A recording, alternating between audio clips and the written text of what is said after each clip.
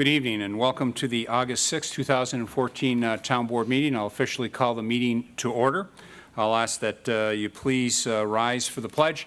Tonight we have Mitchell Krenzer from Troop 312, and Mitchell is going to lead us in the pledge.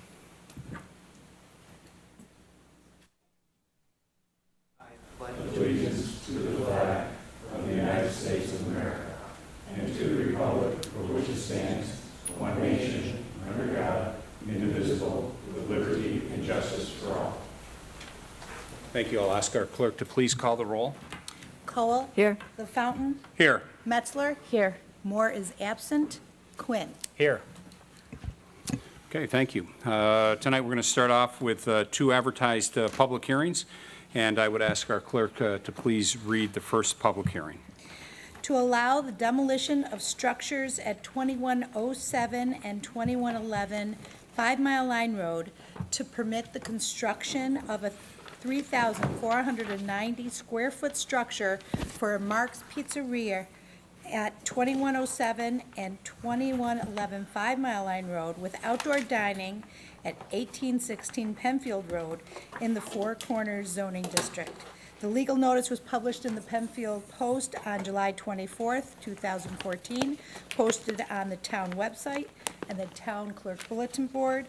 60 postcards were mailed and 3 homeowner associations were notified. Great, thank you. And I would ask Mr. Horwitz, is this properly before the board? Yes, it is. Okay, thank you. As the applicants are getting set up, just a couple of items for the record. All of the materials that were submitted by the applicant have been received and distributed to the town board. So we have all that materials. However, during the course of the public hearing, we would ask that you highlight for the board the different aspects of the project. So that would talk about any staging that you plan on doing and how you do that. You know, certainly those things like hours of operations, the amount of parking, how you handle any of your drainage, all of those normal items that you would have on a site plan. And then if you give us your name and address for the record, we'll get underway. Okay. Great, thank you. I'm Scott Harter, engineer for the project. With me is Mark Crane, owner of the project, and I believe Kevin, who is also part owner. Maybe Kevin manages the current restaurant. Okay. The scope of the project is, as your advertisement indicated, the proposal is to demolish 2 existing structures there, one of which is a current Mark's Pizzeria restaurant, in favor of a new restaurant that is depicted in a photo site plan here and also depicted architecturally in these building elevations. These have been submitted to the town for review and also went through Monroe County Planning. We have received comments from Monroe County Planning. We've also received comments from your Penfield Review Committee. I think I'll let Mark speak to how he intends to use the site. I think he's a better source of information that way. In terms of engineering, the real change engineering-wise for this project is likely the entrance is being enhanced from a single narrow, effectively 2-way entrance to a single 1-way in entrance. And in doing so, we have pushed the entrance further to the north as close as we can get as per the request of Monroe County DOT, so as to allow any traffic that stacks here the ability to go around that queue, and as a result, a couple of parking stalls in this area will be lost. That's probably the biggest engineering change from a site perspective. Proposed grading and existing grading won't change much. The elevation of the site won't change much. The drainage areas will be virtually identical. The only difference being there'll be 1 structure there instead of 2. With respect to phasing of the project, I believe Mark can speak to his ideas on how he would like to phase it. I believe he wants to start demolition as soon as possible, at least on the existing on the south side. And then once that's complete, he can keep his restaurant going, I guess, as long as he can, until he has to demolish the other one. I guess that's a general overview. If there some specific engineering questions, I'd be happy to answer them. I do know that, and it was part of your comments, that there is traffic circulation within this plaza area of sorts. And I think as one of the comments that came forward was that you were requesting that we provide a formal access easement to you. Cross-access easement. And we are certainly willing to do that. Okay. I think that benefits us, and Mark and I went through a number of iterations on how we were going to configure this, and after thinking about it long and hard, we decided this is what's going to work best for him, and that is going to take the traffic through in one direction more so than trying to get it two-way, which it seemed that MCDOT was willing to consider. With that in mind, I guess I'll take any engineering questions, and operations-wise, I'd rather have Mark speak to the operations. Why don't we have Mark do his piece, and then we'll come back and probably do a little back and forth regarding the project overall. All right, hello. The only, the change from when I first talked to you guys is we put these window boxes in to try to make this look a little bit nicer for you. These open like this, and you can put different things in them different times of the year. And Mark, that's the north side, That is the north side, yes. that in kind of the alleyway, so to speak. Yeah. It was suggested that it was a little bland, so we made it so we can open these up, and then we can put different things in them. One of the boxes I was probably gonna put like maybe some old stuff from Penfield, and then one of the windows, maybe put something in there for my brother Jeff. And then, the third window, we're gonna probably change it per the season. Christmas, Valentine's Day, St. Patrick's Day, The draining, just to touch on that, we put the brand new DI in when we did it right here. It's right here. So what's gonna happen is these gutters, when all the water just rolls down right now. It's not underground. We'll tie the new building gutters into a lateral that'll go right to the DI, so we'll get all the water off the parking lot. Then we'll probably put another one up in here to catch all this front water where that one building was gonna be. And then Scott was correct. We will keep open the whole time. The phase one of the project will be right here. We'll take all this down. This will stay open and operational. Then we'll move the pizzeria. This will open, and then shortly after, a week or so, we'll demolition this and then put the parking in. And this is only like a 2.5 week deal. So it'll be a fast changeover to get the parking in. So there won't be any overlap between the new blueprint of the floor plan and the existing No. structure? No. I was wondering about okay, you come in a 5 Mile line. It's gonna be arrows, like, are you thinking Yes. dictating them to go towards the access road on Liberty Street, or? Yeah, there'll be an Is that how it's arrow. gonna- There'll be an arrow right here, so you know it's just one way. Yeah, And then there'll but- be a sign back here that says, no entrance, one way. But how are you, if I'm in that parking lot and I gotta get out now, will there be arrows like pointing You have to go to the back. towards Liberty Street? Yes. Right, that yes, way.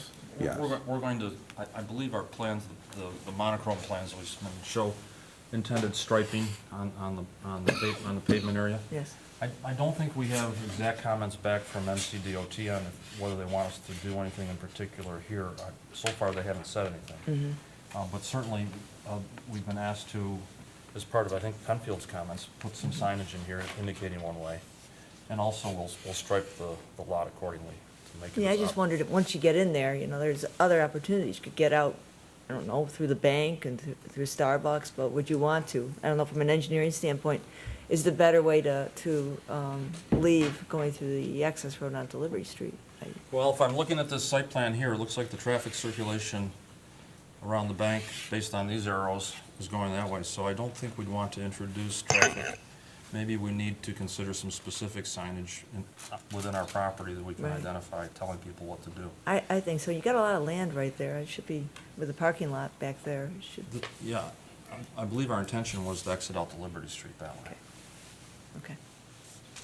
And hence the purpose of the cross-access easement, to have that, which gives the ability you know, both parties to be able to get across and access, you know, for that, so, okay.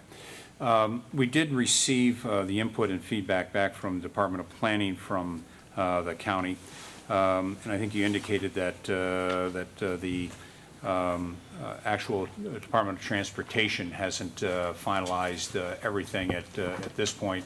There still may be a couple of opened items.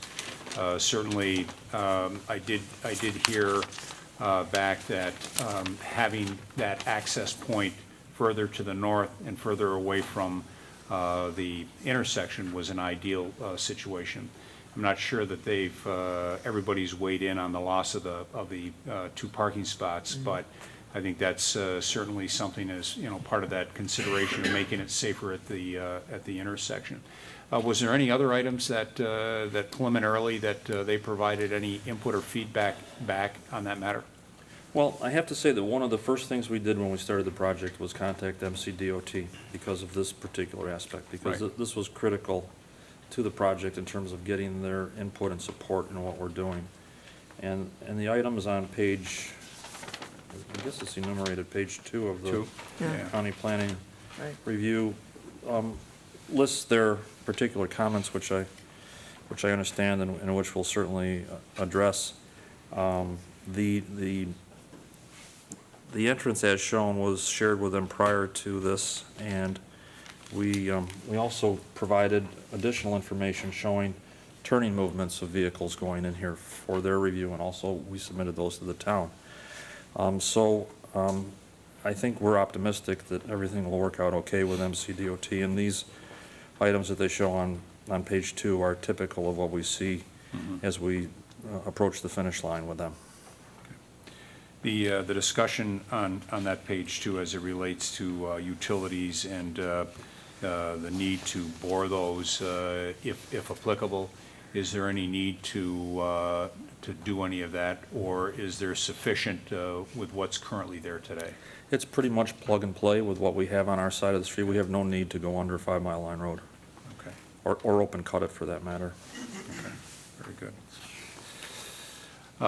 So I think Councilwoman Metzler mentioned the north side, but maybe you could walk us around all 4 sides to let us know, you know, what your thoughts are. And I know that we have our engineering firm or architectural engineering firm also taking a look at this. I'm not sure they've weighed in on this yet, but if you could just maybe go around the rest of the building and talk a little bit about, for the record, what it is that you're looking to do. Why don't you handle that one? Okay. What we tried to do when we started the project, first of all, was we tried to hide everything on top of the rooftops. So we put these triangles in here, and the roof line is, as I showed you, the roof line is very low here. That gives us the opportunity to hide everything. So if you're looking from the front, you just see the old building. You don't, the old looking building. You won't see any air conditioners. You won't see any fans. So we tried to, you know, have this look. And then on the side look, the same thing. The sides are built and the back are built up, so we try to hide everything. So that was the main thing that we tried to do. This is an outdoor walk-in cooler, and it's pretty plain. It looks like stainless steel. It's aluminum.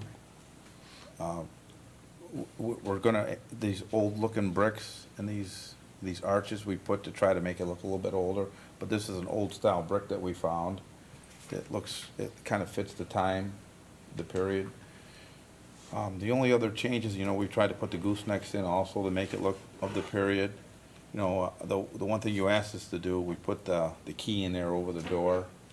You know, I think, you know, we have the monuments for, like, my brother and for the printing press person there, Little Nelly. little Nellie. Yes. And, you know, if there's anything else, you know, we're open to suggestions, but that's kind of what we came up with. Do you want to tell us a little bit about the outdoor dining? Yeah, I I was know gonna say, Mark, we've take it talked back a about little it. bit to, you know, Okay. we talked to you several times with the Historic Preservation Board. We Yeah. were going back and forth with Yeah. you, and I certainly commend you for being very open to that board's ideas. Yeah. And you're certainly committed to and have your finger on the pulse of the preservation Right. nature of that district. So if you want to just kind of, and along with what Linda's saying, generally walk us through your vision All right. of this project, including the outdoor dining and how it will dovetail into other areas Okay. in the district. Well, the outdoor dining, what we wanted to try to do is, we wanted to kind of create a situation where we could utilize the park. Then, you know, Historic Preservation came to me and started talking to me about the building on the south side, which was the Little Nelly building. So I said, well, look, why don't we try to put some stuff into the building that, in remembrance of the Little Nelly. So I said, you know, we'll put on the one pole there, we were gonna put some, like a frame with the little story there. Then when I worked with the landscape architect, I tried to make him understand that, you know, we were gonna share the park with the town, but we had to make it look like it was still the town park. So what we did is, we're gonna save all the brick that was in this curve here. I think it's, all this brick here, The walkway. all this walkway, we're gonna take out and redo, because we have a landscape beds here and landscape beds here. So we were gonna take all the brick out, save all the brick, and then, you know, make it like it wasn't changed. It'll be changed, but we're gonna try to use all the same bricks. And then, you know, we suggested that we had a black picket fence around here, but we were waiting to see if you guys want the black fence. If not, we could just leave it open. And then we were gonna try to tie this in. We have this road, or this walkway. So we have this walkway that comes like this, and this walkway ties into these sidewalks. And then we were gonna make this sidewalk we're gonna try to make it so it goes over to the ice cream parlor, or over to the Starbucks. We're trying to make this all come together so that the people at the ice cream parlor and the people at the Starbucks, or the people wherever they are, if they're congregating to the park, or try to make them congregate, come to the park, because really nobody goes to the park.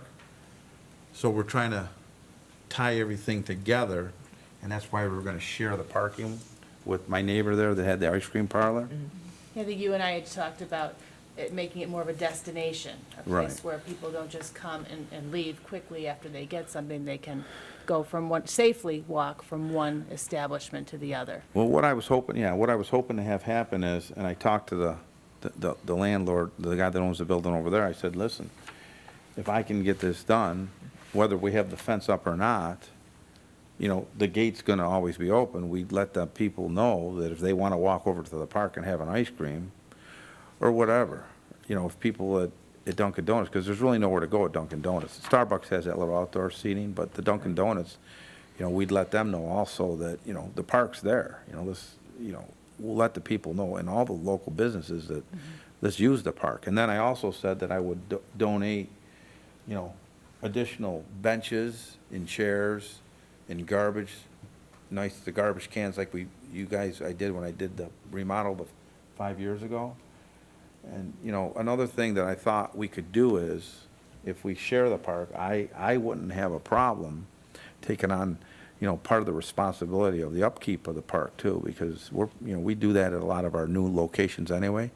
So if that's something that the town wanted us to do, we'd be willing to help out with that also. And maybe that can't happen. Yeah, we had talked about talking about a shared agreement, so to speak. Yeah. Where you had mentioned the trash receptacles as being there for anyone to throw their Right. Dunkin' Donuts garbage or Right. from wherever, but that your employees would be responsible for. We would also be responsible for all the garbage all the time. And, you know, we would take responsibility for a big part of the park if you wanted us to. Do you have any kind of drawing or anything about how many, a vision of Yeah. how far out it will go, how many, because, you know, there's trees right up against the building that's gonna come Yeah. down if approved, and, you know, those would probably have to come down. I'm not sure how much, you'd have to, I don't know, I think you'd have to do quite a bit of, not just pick up the bricks. Do you have those drawings? Or do I have it? Tree removals. Well, you have it. I think you gave us that. Probably just this one, this little guy.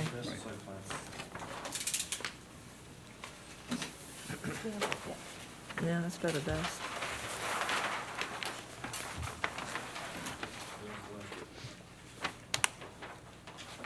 It's just important to look at this because this is the one piece of, one part of the project that's going beyond your perimeter, Do you guys have the landscape plan? We do. Yes. Yes, we do. Okay.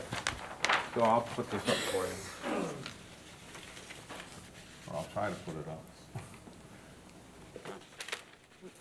Got it? So, I think it's just a little different than maybe.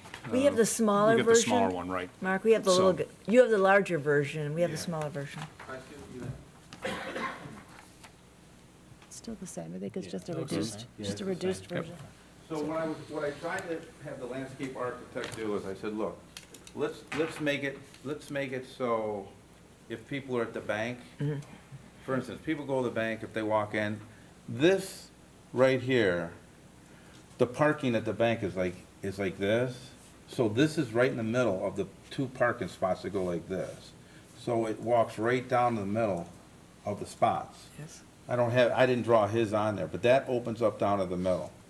This goes right to the sidewalk and around. So anybody over here, or over here, or over here, they can come in to the sidewalk in the back of the building and walk right around. And we talked to this fellow over here about where our dumpsters are up there, and we haven't done that yet because we were waiting to see what you guys want to do. But next to the dumpsters, making it so there was a path, a brick path like this, leading this way. You're talking about Yotini's, right? You're Yes. talking about from Yes. there, Yes, Um, from his south. property. yeah. So then where you see this here, right here, this table, so that path is like right here. So this path is right here, but this would all be nicely landscaped inside. Like if you look at this, if you look at your drawing, this is all landscaped here. So this landscape comes in tight, so this is all landscaped. And then here by the road, this is all landscaped here. So this is all, instead of this all being like cement now, or those pavers, this would all be landscaped here.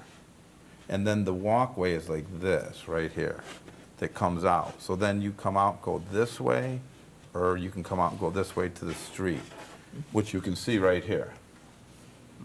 See how the circle comes around, right here? Yep. So that's kind of the idea, and the idea is to try to, make it look, so anybody walking around, anybody can come in from any direction, from here, coming from down where 441 is, or people coming from the bank, or people coming from the back. So we tried to open it up so everybody could get there from every way. And we don't have to have the fence. I thought you might want the fence. If you guys don't want the fence, we don't even have to have the fence up, so then it's just wide open all the time. I like that. I mean, we But could, how many seating would you envision? What are you thinking of? How many there's opportunity for 32 seating? people, 32 people? 8 tables of 4. Tables, not They're picnic one, benches or they're round tables? they're one piece with 4 chairs on them, and Gotcha. then there's a center hole for an umbrella, if you want to put an umbrella on it. They're really nice, it's like a rubbery plastic. Yeah. We have them at a lot of the other stores, the new store in Henrietta, the new store in Palmyra, the new store in Williamson, we have them at all the new stores. And the color would be in a Those- similar vein to what the building's gonna be? Kind of, The tables that we use right now are black, they're black base, and the top of the table is a red. For that outdoor seating area, do you have any proposed lighting or music? No music. Okay, not even piped in? No, we don't usually do that. Okay. I mean, we could if you wanted it, but we're not planning on it. Okay. What we usually do is, that is, this side of the building. What we usually do is we would put, these goosenecks would kind of light up pretty much, but on the far side here, what we do is we put 4 light posts that have those real big fancy barrel look. They're black wrought iron. It's a big barrel with 1 bulb in it, and it's like a 60-watt bulb, so there'd be like 4 of these centered right there. And it's a late light, because, you know, we close at 10 o'clock, so we really don't want people out there past 10, 11 o'clock. Right. But So we you- do have some light poles. They're Yeah. about this tall. You haven't told us, well, officially, how much is the seat, how many, is the seating being provided within the building? I think within the building, there's like 52. And then the parking lot that you're creating when your existing building, your existing Marks comes down, that will provide how many parking spots? I think there's, what do we got? Let's see.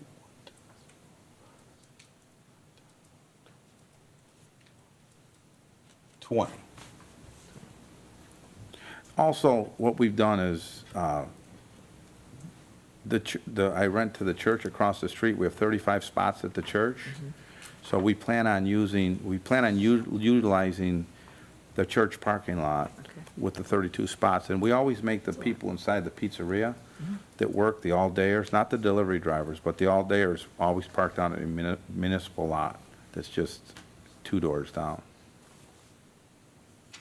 Would you sell alcohol? Would you sell beer? No, with pizza? Okay.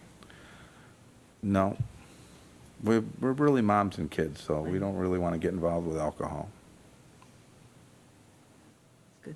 As far as construction is concerned, I know you're gonna do it in phased approach. For the demolition and also for the new build, do you have any projected lane closures, especially on the southbound lane, or sidewalk closures that could become problematic for On the motorists or pedestrians? The demolition will take 1 day, so when we're doing the demolition on both buildings, just for safety, for the 1 day, we took Palmyra down in 1 day when that building burned, Right. and that was a huge building. There was 4 huge buildings, and he did that in 2 days. Federico Construction will be doing it. So I would say, yes, for safety, it'll be 2 days, 1 day on phase 1, 1 day on phase 2. And we call Empire Fence. They bring in the big fences, the heavy-duty fences.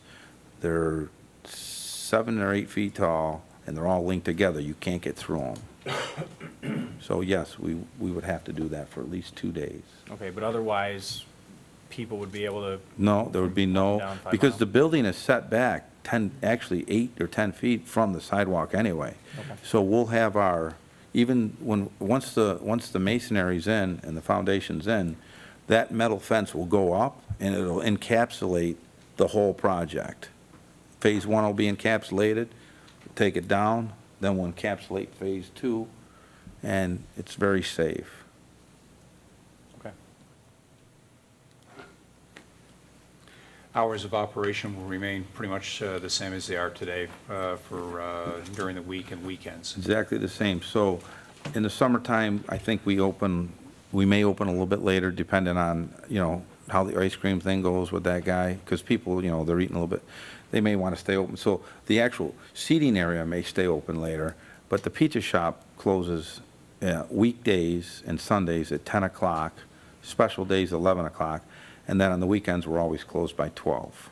So essentially, practically speaking, you'd close down your pizza shop, employees are still cleaning up and doing their closing Yes. out, and then they're the ones who then, you know, in a little while can take care of the outdoor. Yeah, so trash and such. every night, it'd be just like always, you know, the last thing you do is when you're cleaning the floors, you're mopping, you're taking the garbage out. Part of the cleaning list would be, hey, you gotta get out everything that was left behind, we gotta pick up. It's just like, you know, the outdoor locations we have now, that's what we have to do. Mark, you'd indicated that you'd put the new DI in the back. One will come up kind of behind where the current shop is today, and that has been reviewed by the PRC group as part of their review.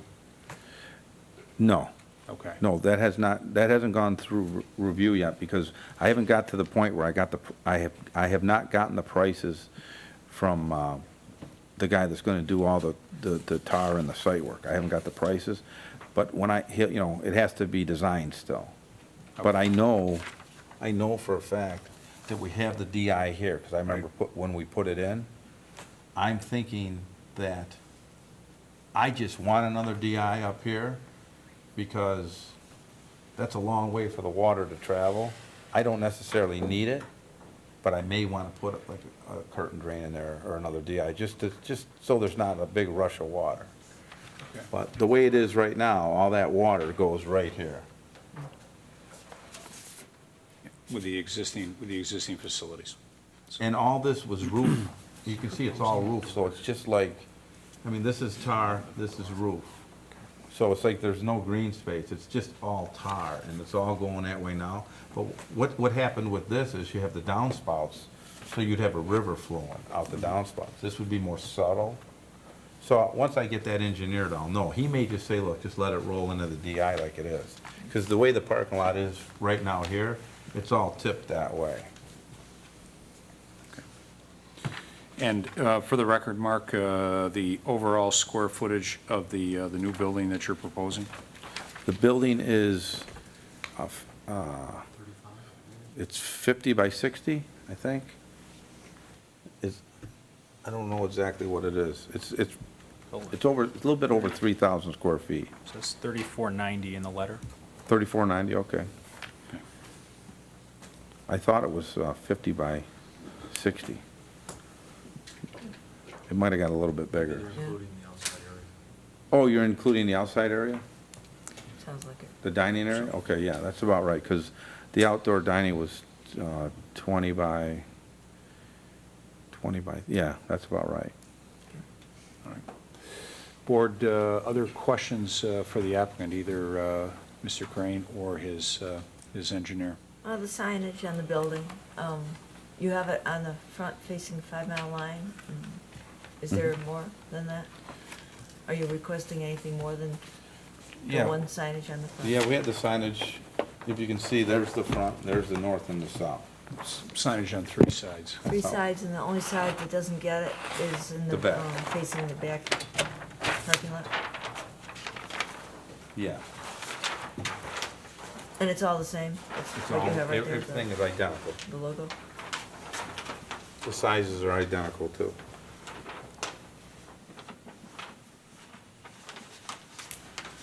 Okay. Board, other comments? No. Also, what do you, you know, it's different. This is a different kind of marks, because you can sit down and so on. Do you have different sort of advertising on the exterior of the building, like, I don't know, I envision banners or anything like that saying, no? Do you do you that, know, or just, all the new marks that we build Requests. now are all about 3,000 to 4,000 square feet, and they all have the seating for the 50 or 60. So all of them are the same now. When we first open, we'll do the advertising in the local papers, but not too much, because, you know, it's new, and what happens is people want to come and see it new anyway, so we don't really do too much in the beginning. okay. That's good, I like that. We like to just kind of go business as usual, and then all the new people that come is enough new. Then we can kind of do business as usual. We don't have any hiccups.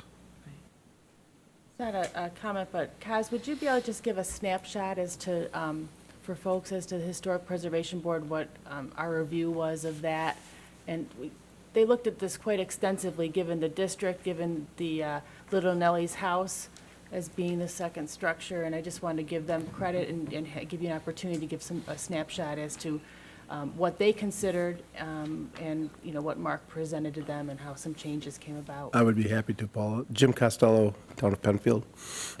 I first met Mark several months ago regarding this project, and my first move was to get him to the Historic Preservation Board, because obviously he's in an historic district. It's a town district, it's not a state or a national district. As a result, he went before the board, came in with a preliminary plan.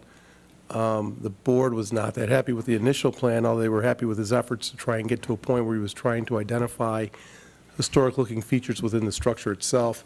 And I think you initially looked at the replicating the plan that he had in Palmyra, because that was obviously well-received in Palmyra. The board thought that the building initially was out of scale with the other buildings, and asked him to make some modifications, which he did in a following meeting. They further asked him to make additional modifications, which he came back with in a third meeting. And I think the board was comfortable enough to say that they would support the initial design as they were proposing it to you as a board for review. As Tony had mentioned earlier, we do have on call a architectural group that reviews all of our building designs. I'm looking in the audience tonight. They've reviewed many of the building designs of the people that are here tonight. They are currently doing that, and my initial contact with Chris Lopez at Plan Architectural Studios, his thought was the plan had good basic design. He was looking to look at possibly, putting some more features in there to break up some of the size of the walls. As you noted, the north wall was fairly barren at the initial onset of our discussion. He has done some things to break that up now. Obviously, the need for signage on 3 sides is a result of the fact that there are some pitched roofs on those 2 other sides, which are kind of bland when you look at them without something on them. So I think Chris Lopez is actually looking at that plan to see if he can break them up a little bit for you to give you more design with the sides of the building. But he has worked with the board. I'm anticipating, we have a meeting tomorrow night, as a matter of fact, and I'm anticipating that we will probably be going back to that board. The board does support his efforts to move forward with the demolitions of the building. They recognize the buildings themselves, although he's put a lot of money into those buildings over the last several years, need a lot more work than what he can possibly do. The apartments upstairs are probably not, designed to accommodate high-end users, so as a result, he doesn't want to be a landlord anymore. So the board is supportive of the demolition of the buildings. But they also understand that there may be revisions to the building design that you might want to take into account, and they'll want to look at that again prior to giving a final sign-off on the building design. So that's kind of where we are. And I did attend those meetings as liaison to Historic Preservation Board, and Mark did bring in, I think it was at the second meeting, some sample materials. So the HPB was able to take a look at color schemes and that actual brick you mentioned, the material you brought in, a brick. And it was a replica of what I would consider you'd pull from like a colonial building. It almost looked like. So it was a very these designs attractive brick. aren't a very good replication of what he's proposing, but they are very historic in nature. One of the things he didn't talk about, the board should be aware of, and the audience should be aware of, is the fact that he is demolishing the old garage, the block garage that's in the back. That area will also become parkland as well. It's not that it's just going to go back into paved area. It will be added on to the park area. And he made mention of the fact that he's sharing the park. He's not really sharing the park. He doesn't own the park. The town of Penfield owns the park. But he is working out arrangements to allow him to be able to, use a portion of that park for outdoor dining in lieu of doing some things for the town of Penfield to make, to offset that ability to be able to do that. And certainly maintenance and care of the park are things that the board will be looking at as part of that process. While you're up, Jim, any comments or feedback from PRC at this point? We did generate comments for the project. More will come eventually as we look at modifications to the plan and how we get to the issues of drainage. I know Jeff Benway has looked at the drainage. He will probably recommend that another DI be installed as you pull into the parking area. I think Mark's right on target with that. We'll probably need to ensure that drainage does not sheet flow down through that drive area and then into the existing DI. It's got to be picked up before it gets to that area. But there will be other comments to you as we move forward with the final review of the plans. Okay, great. Other comments for Mr. Costello? I would Okay. just commend Mark again for your commitment to the historic preservation. It's certainly been longstanding, and I was particularly moved when you went between the 2 meetings and came back, and we had mentioned Little Nellie to you, and the second meeting you came back, and the first thing you said walking through your door was, "I know everything about Little Nellie, ask me anything." So it was, we certainly like that on the Historic Preservation Board, and we'll be looking forward to her being represented there as well as your brother. Okay. Other comments, board, before we open it up to the public? Okay. I'll ask the clerk, could anyone sign up to speak on this particular matter? I don't believe so. Okay. Is there anyone in the audience that would like to address this particular matter, this public hearing on Mark's Pizzeria, 5 Mile Line Road?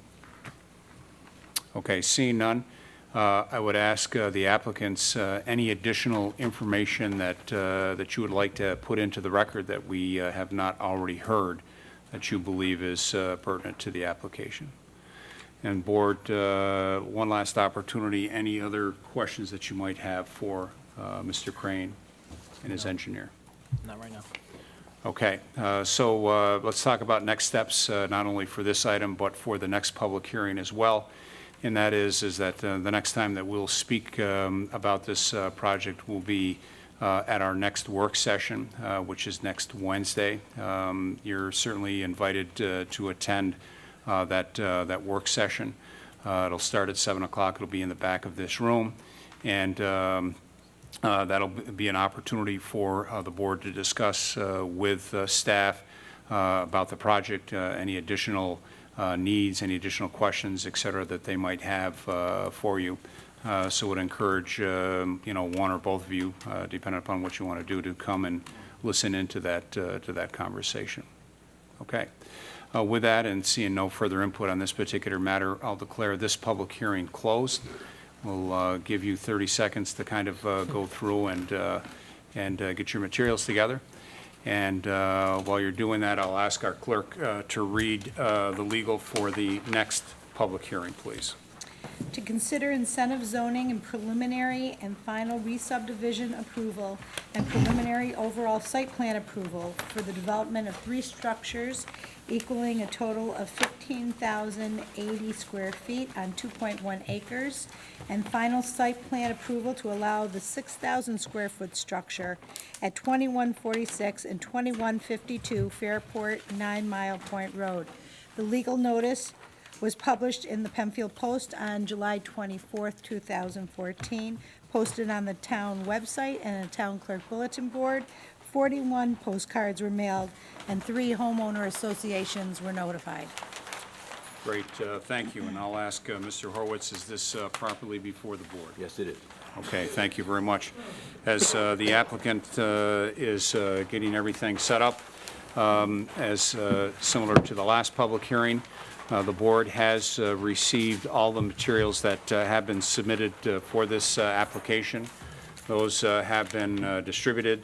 However, would ask that the applicant certainly give us an update overview of the project, including what's being planned for the structures, hours of operation, all of those square footage, signage, all of those types of things. So with that, if we could have your name and address for the record. Sure thing. Excuse me. My name is John Shields. My address is 1457 Fraser Way in Farmington, New York, 14425. Here this evening representing CRLYN Acquisitions. And with me tonight is Dr. Bob Falone from CRLYN. I think we're going to kind of do something similar to what the application before us did as far as engineering, and break our engineering and our operations into kind of two different players, if you will. So I can kind of get into some engineering of the site and what we're trying to do, and if there are any more specific questions as to operations, Dr. Falone will do the best he can to answer those, and anything we can't answer for you tonight, we'll certainly look into and get back to you before your next meeting. Okay. So I think the public hearing, the public notice mentioned that we're here for preliminary approval for 3 buildings and then final approval for one of those 3 buildings. What we have this evening is two separate parcels. North is straight up on the plan, so this parcel to the south is part of, it's owned by GRJ Holdings, which I think has also been referred to as the Ferris property here in the town of Penfield. And it's one of those pieces of property that was given incentive zoning status, I'm going to say in 2006, July 2006, I believe. And, excuse me, the property to that property is about 0.8 of an acre. The property to the north is currently improved with a single-family home. It's owned by the Reese family right now, and this part of this application would involve raising that existing home in order to make way for 2 separate buildings on that parcel. The building to the west would be a 4,000 square foot retail building, and the building to the east would be about a 4,800 square foot office building. As I said, the one property is currently zoned incentive zoning, and the other, the Reese property to the north, part of this entire application package, is requesting that that property be inducted into the incentive zoning as well for similar, similar development as the one to the south. There's a total of 10,000 square foot of retail and 5,000 square foot, just under 5,000 square foot of office. The one critical component of the entire parcel, or the entire project, really, that ties what we're doing here into the other portion of the Ferris property to the south that's been developed, as well as to the north. This is where I think it's the car wash, and then to the north of that is a diner. And you can see on here that we're providing cross-access through all of these parcels to try to provide more opportunity for traffic to go through the parcels without actually necessarily needing to come out onto the major thoroughfare. 250, Route 250 is to the west here, and we do have, we did put an application into the state DOT, kind of to take their temperature, if you will, on their thoughts of having an access directly to 250, a full access. And we received a letter about a week ago from that agency, the DOT, that they are in support of the access directly to 250. And they're also equally in support of cross-access between these sites, which is something that Penfield, I think, has led the charge on for quite a while over here. Are you saying, what are they saying on 250? Is it right in, right out, or is it full access? It would be or- a full access. Full access. Yes, ma'am. But they wouldn't have a light there. The light would still be in front of Target. That's correct. This would No, just- no light, no light. The light to the south would remain. Possibly there'd be some timing changes to that, perhaps, but no, there's no light proposed with this new access. But on that, is that between the Reese property and the property? The that, proposed access? proposed- It kind of straddles, generally it straddles that line. So it's coming in between the two buildings. Right. Now, one of the comments from the DOT was that they asked me to move that access point a little bit to avoid a conflict with an existing drainage structure they have in the right-of-way, and that can be accommodated relatively simply. Shouldn't have a huge impact on our development. Along, I guess, concurrent with that idea of cross-access easements and cross-access roads between all of the parcels back here, as part of this application, we're proposing, the applicant's proposing to not only build the through road on these two parcels, but also to the north on the Trow property. I believe there's an existing easement on that Trow property, but the road itself is not, has not yet been constructed. And that would be one component of this entire application, would be to complete that road. Sort of a part of the incentive for the new piece of property that's being added to the program of the incentive zoning, is that what you're thinking? Is this, the developer would support funding that? Yeah, I think just for, almost for simplicity, the developer, when he does the construction that's required on his site, he would make a component of that construction would be I'll call it the off-site road through the Trow property. And that would tie into to the existing, I want to Access say, it might even be as far as the McDonald's perhaps. There's, if he builds it through the Trow property, it'll tie into an existing pavement that's Right, already in place. So It starts by the M&T. That's where, and it has a little sign and says all the different businesses back there. You know, I was on the board back when we approved the incentive zoning. Okay. And that was one of it was a strong thing that we wanted to present, that when the Reese property became available, whoever purchased that, it would continue that extension. Right now, before the Reese property wouldn't be a part of the incentive zoning originally, they didn't want to be. Okay. But that kind of held it up. Otherwise, back then, it would have been pushed for a road, access road, to go from Okay, certainly, that makes sense. there to 441, because this is all about local access management that we have Right. put So together in in the a sense, it's a town. good plan coming together, right? Yes. The timing is good, is ripe for it. The reason we're kind of splitting this up into preliminary and final on just the one building is that the applicant does have some opportunities to lease the 6,000 square foot buildings intended to be partitioned into three units, three retail units. One actually would be a restaurant. One would be, I think he has a contract with a cellular service provider. The restaurant is a Chipotle. There's no drive-through window proposed with it. But because he has some commitments and trying to get into some commitments with those retailers, we're looking for that portion of the project to hopefully speed ahead while we work out any details that may be necessary for the Reese property development. Is that the picture that we received at the beginning of the meeting? Sort of, Yes. just to give us an idea of the elevation of the Chipotle, or is this to give us an idea of what that building fully would look like? That is and I'm going to ask Dr. With no Flown to drive-through. confirm this, but that's what the Chipotle would look like. Okay. Yep, it's obviously another site, another location, but the one that's proposed for this site would look just like that. Okay.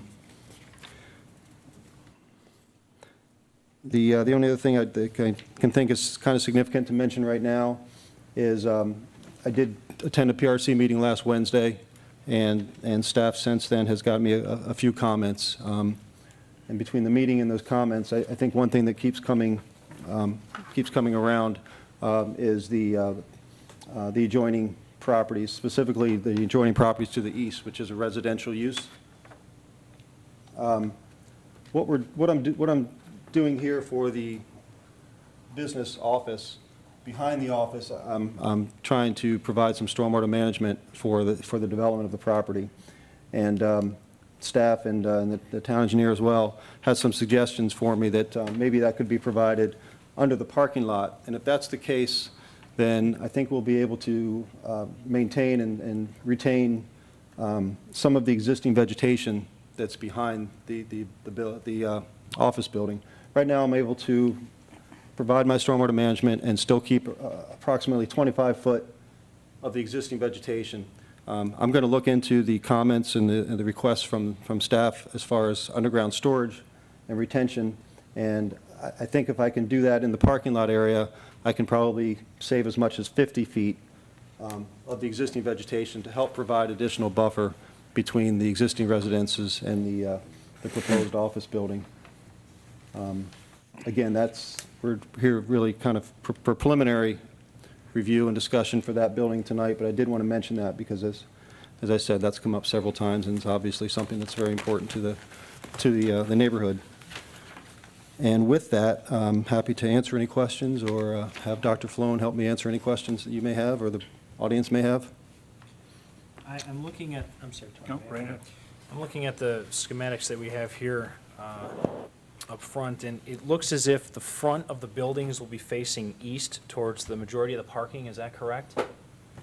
The front of the building, absolutely, yes. We're talking about, it's actually the same for both buildings, but you're referring to well, either one. Both retail buildings would face the east. The front of the building is the east side of the building. So it looks as if there's proposed emergency egress to the rear, or the west side. So what proposed landscaping or what proposed architectural features do you have then for the west side of the buildings that front 250? The west side of the building would not have like a glass door as you would see on the typical front side of the building, but the features, the architecture would be pleasing and realizing that it's kind of in a fishbowl, all four sides are accessible. Good evening, my name is Bob Falone, 2070 Lyle. The front of the building is facing east, but the facade on the west side will mimic the front. Okay. So the emergency doors will be on that west side, but the entire face of the west side of the building will look just like the east. Okay. Now, I also know that there's some significant grade change if you head north from the Panera Jeremiah's up to where that current property is now. So is this going to be, are these proposed buildings going to stay at grade with 250 as it goes north? Or is it going to sort of be level with sort of the traffic light, or at least where Panera is being proposed? or is it going to be higher than the existing Panera proposal? So the proposed buildings will be a couple feet higher than the Panera building. Okay. So what'll happen is the finished floor of the building will be level across the entire width of the building. The grade along the parking lot is going to have to come up along the side of the building. So as you're looking at the building from 250, Right. you will see more foundation exposed, and as you head north, that exposure will lessen to, up to, the corner of the building is pretty much at grade with, or the parking lot at the corner is at grade with the finished floor. So Okay. the grade change occurs through the parking lot. Because I know for the north building in particular, the house there is on top of the hill. I think that's sort of the high point. So is that, my guess is then, is there going to be a drop down off of 250, sort of like a ridge down into the parking lot? Or is it going to be all proposed sort of, you're going to It's take the really- knoll out of the? Sure. Okay. A lot of the elevations for the site are being driven by what 250 is right at our entrance. Okay. So that you would come in from 250, you'd be pretty level, and then as you're going between the buildings, you would drop down at that point. And you're absolutely right, the Trout property, the existing house is higher, and if you keep driving north, actually this hedgerow, the car wash is lower as well, so that it's almost, the Trout property and the home are on a knoll, and as you run north, you actually come off that knoll right around at the property line. So it was a little bit difficult to see through the grading, and if you know, driving out there is what made me realize that property is almost kind of an artificial, it's artificially raised. It doesn't need to be that high, so we don't need to try to match that. It's 250 that really I'm more concerned with. So any proposed ingress egress at that point would sort of be at grade with 250, and as far as sightlines are concerned, you're looking at the frontage on 250 sort of being level all the way through that property, is that correct? Yeah, the only thing I'm fighting is that this is higher here in front of the home. As you just noticed, it ramps up. There's a gas main Okay. along the right-of-way, and I'm not sure how much I'm going to be able to cut this down, and that's part of the reason why I'm holding this elevation here. I'm not cutting anything here. So there may be a berm, really kind of like a beauty mound almost, that would stay along the right-of-way to 250. But then as you got to the east of that berm, we would start cutting that out. Okay. And sight distance is certainly something that's going to drive that as well. I think I'm going to be okay with the sight distance, but at the end of the day, of course, that was one of the town engineer's comments as well, to make sure that that's sufficient. And the DOT, of course, will. So all drainage would then fall to the east, even from the west side of the buildings? Yes, yes, Okay. sir. All right. I'm running kind of without getting too much detail about it, but kind of running two parallel storm systems, because this site that had the incentive zoning granted previously is already kind of, stormwater management plan has been incorporated and approved for that. This Reese property is in a little bit of a different condition, and that's why I've got to route this water somewhere different than in the water for the other site. Is the road the proposed low point to collect water? Down, this road is actually, the low point is going to be all the way against the face of this. Okay.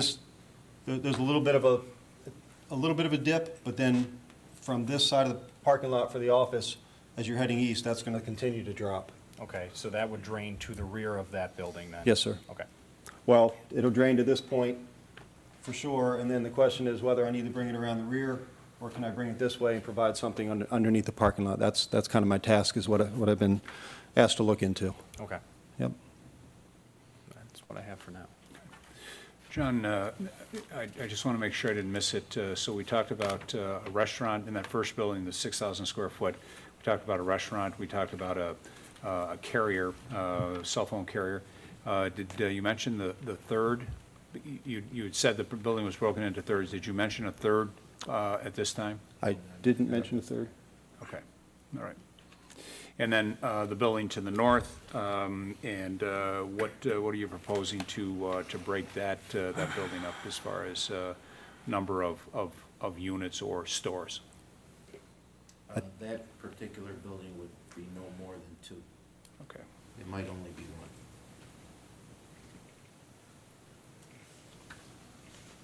Okay, so we've got some input from PRC, and so you're going to be looking at that.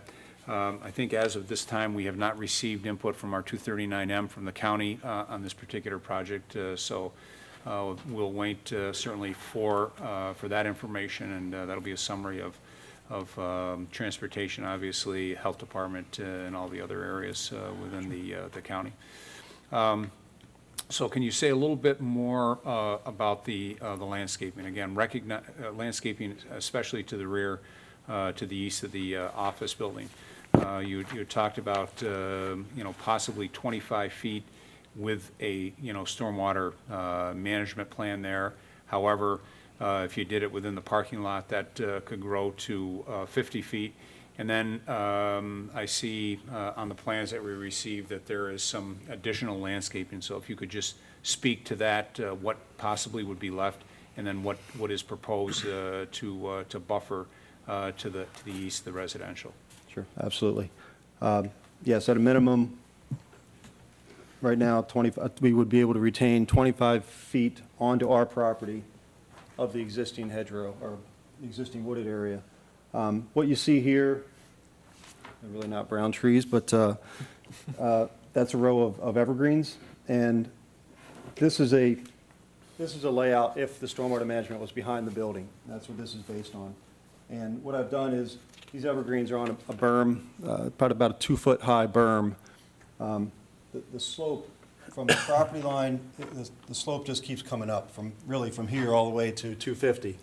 So if I need to provide stormwater management in the rear of the building, we would provide the row of evergreens, very similar, I think, to what Doodlebugs did to the south when they developed their property. I think our might be a bit denser because we don't have quite as much width to take up.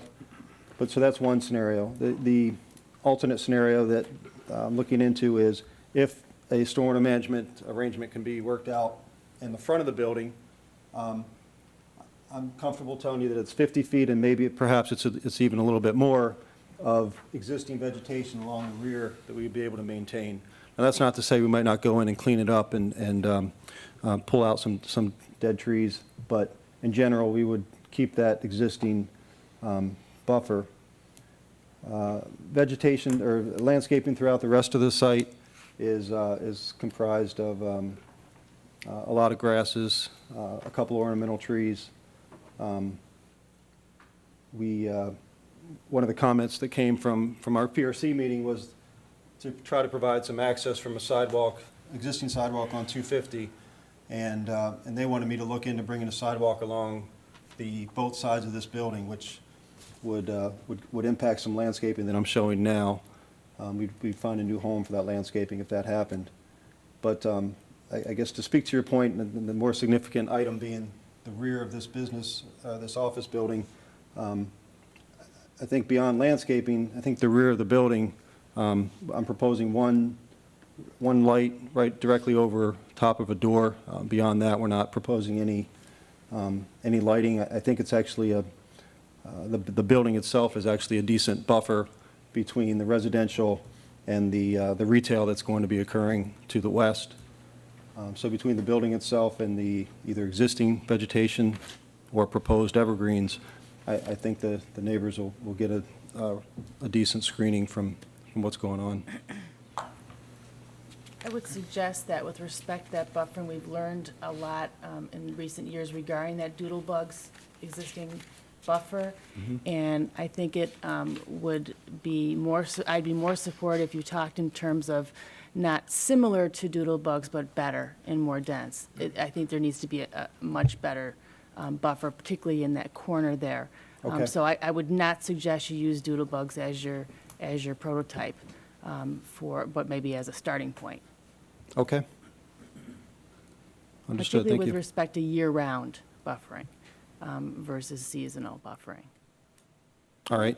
I know, excuse me, I know that one thing Doodlebugs did was, I believe anyway, they didn't have the opportunity to, first, I don't know what vegetation was there, but I do know they did some grading pretty close to that property line. They had to cut a swale in order to take some of the site drainage that was heading for those residential properties.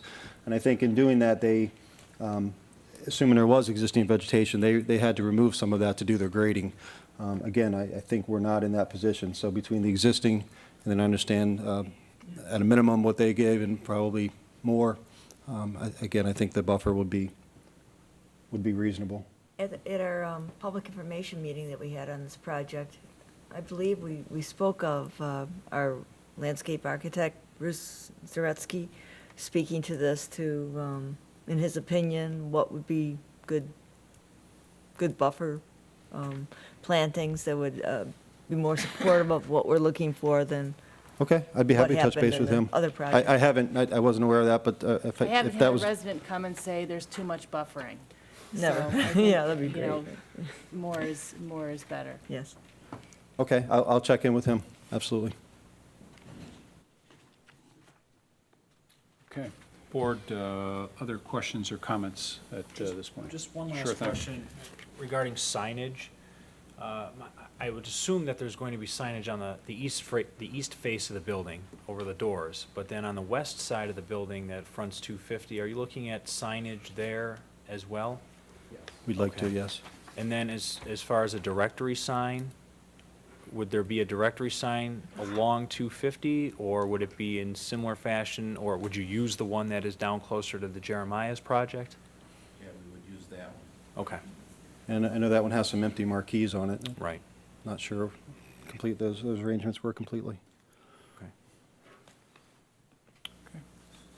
Thank you. Okay, Amy, did anyone sign up specifically for this item? Yes, Mike Young. Thank you. Mike?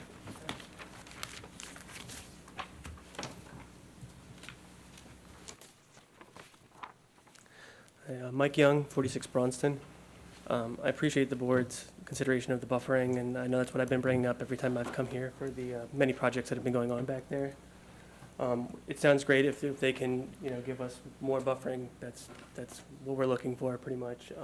The one question that I did have was, if we're going to be building this, are they going to be clearing out the Reese property right away when you build that restaurant, or will it all happen at once? More than likely, just because of the. If you would, John, just for, if you come to the mic. Thank you. answer now is? Please, Sure. please. Sounds like you All had right. just the one question. We would, and that's, if nothing else, it's because of the grading that needs to happen. It's the entire site would be mass graded at one time, and so, yeah, so we would need to know, we would kind of need to have a good idea of what we're doing back here before that grading would, before that clearing would occur. Yep. So then when you do the clearing, then the buffering will also get put in at the same time, so I'm just wondering, I don't want it to be all cleared out and then, Yeah, yep, absolutely. all right. And then the only other thing was just maybe with this going in, maybe adding to this buffering that is back there that's not too good right now. Because I know that Panera and Jeremiah's are adding to that. Maybe they can add a tree or two. So I'm sorry, Mike, I think you just had your body. Oh, What sorry. were you referring to, just so the Just- board just understands? The Chipotle building, maybe also having them add to the buffer Oh, that okay, so- Panera and Jeremiah's is adding to. some additional That's further over here. Yeah, so Because additional that's where it's going to landscaping be, basically behind us, so. And I think Chipotle is a great idea. I think we definitely are in support of that, so. My pregnant wife would have liked that a year ago, so. Saved me some trips to Pittsburgh. Okay, all right. But that's all I really had, and thank you All very right, much. Mike, thank you, appreciate it. Anyone else signed up that, on this particular project? I don't think so. Okay. Jim does. So we'll get to Mr. Costello. If you'd like to, I was going to ask you to come up and speak a little bit about incentive and also LUAMP and any of those items. We've put those on the record initially for the preliminary or sketch plan, I should say, the sketch plan. And maybe you could just give us an overview of that for this public hearing record. Sure, I'd be happy to. Jim Costello, Town of Penfield.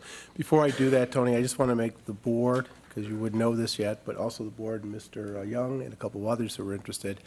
This afternoon, I did receive an application for the remaining building next to Doodlebugs, the 9,100 square foot building that was proposed initially in the concept plan. They came in today for an office space. So all that buffering could kind of happen at the same time now, so that you may not see that gapping the way we thought we might without this building being built, so. And that's adjacent to It would be Doodlebugs, which would be south of Jeremiah's, It would actually or be this right- property right right here? here. Okay. Right here, and then Doodlebugs is down here. And so- Jim, that would be, if it's an office building, that's going to be within the business non-retail? Or is That's that? correct. It's a permitted use within that Okay, district. so as is that this would one. not come before this board?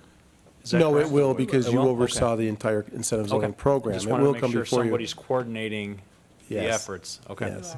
We are. So that would It's a leave good- one good one place. remaining parcel just to the south of Jeremiah's, and that would fill out the entire project. Okay. And Jim, so I keep going back to the 2006 approved plan and square footage. I won't have you do the math tonight. Thank you. But, not even Common Core. But the, it was 9,100 square feet is what is approved under the 2006. And what are they coming in? Actually, Generally. 9,000 was approved, 9,100's coming in, but it's. 99,000 was 90 approved? 9,000 was approved.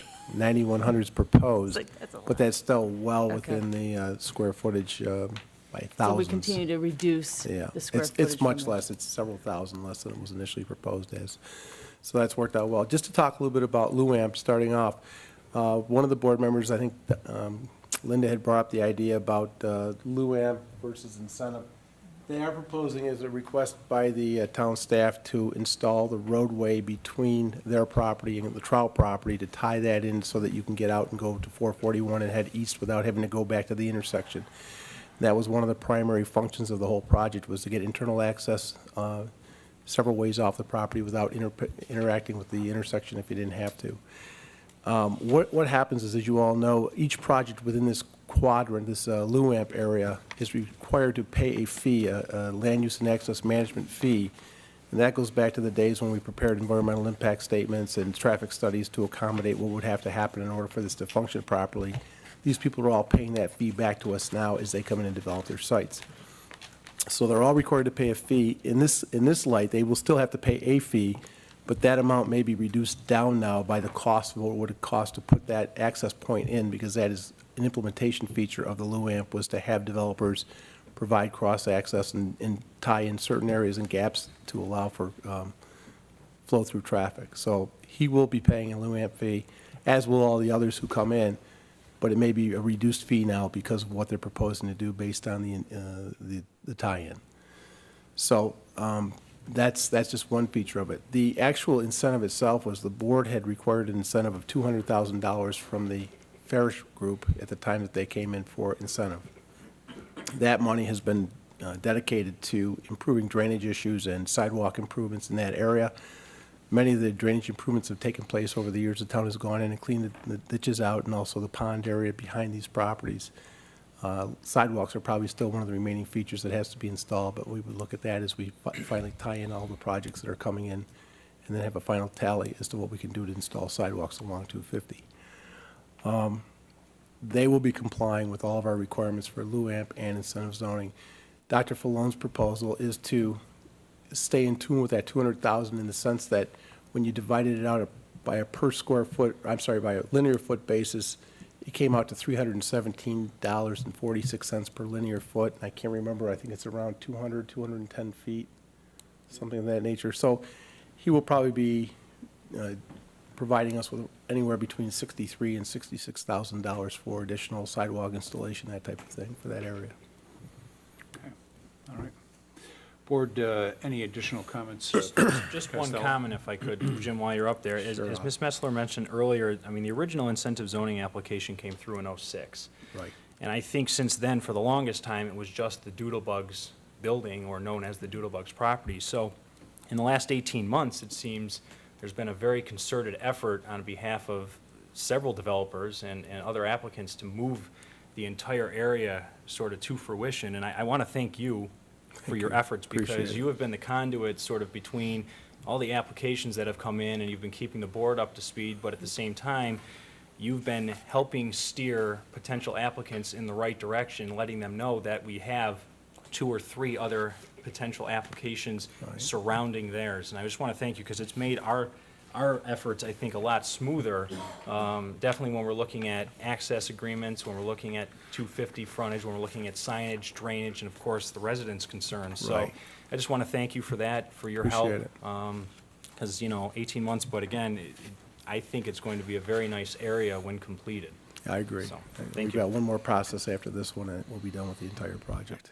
Okay, thank you, thank you. All right, Board, any additional comments for the applicant at this time? Okay. And I would ask the applicant, any additional input that you would like to give the Board that you believe is pertinent to this application for the record? No, sir, I think we're set. Thank you. Okay, so before I close this public hearing, the same comments, same feedback as the last applicant, and that is that the next time or the next opportunity that the board will take this up for discussion will be at the next work session, next Wednesday, 7 p.m. And certainly, if you'd like to come in and listen to that conversation, typically that conversation is between the town board and the staff. And if there's any additional items or needs that the board has, that'll be a time that they'll provide that feedback back for you.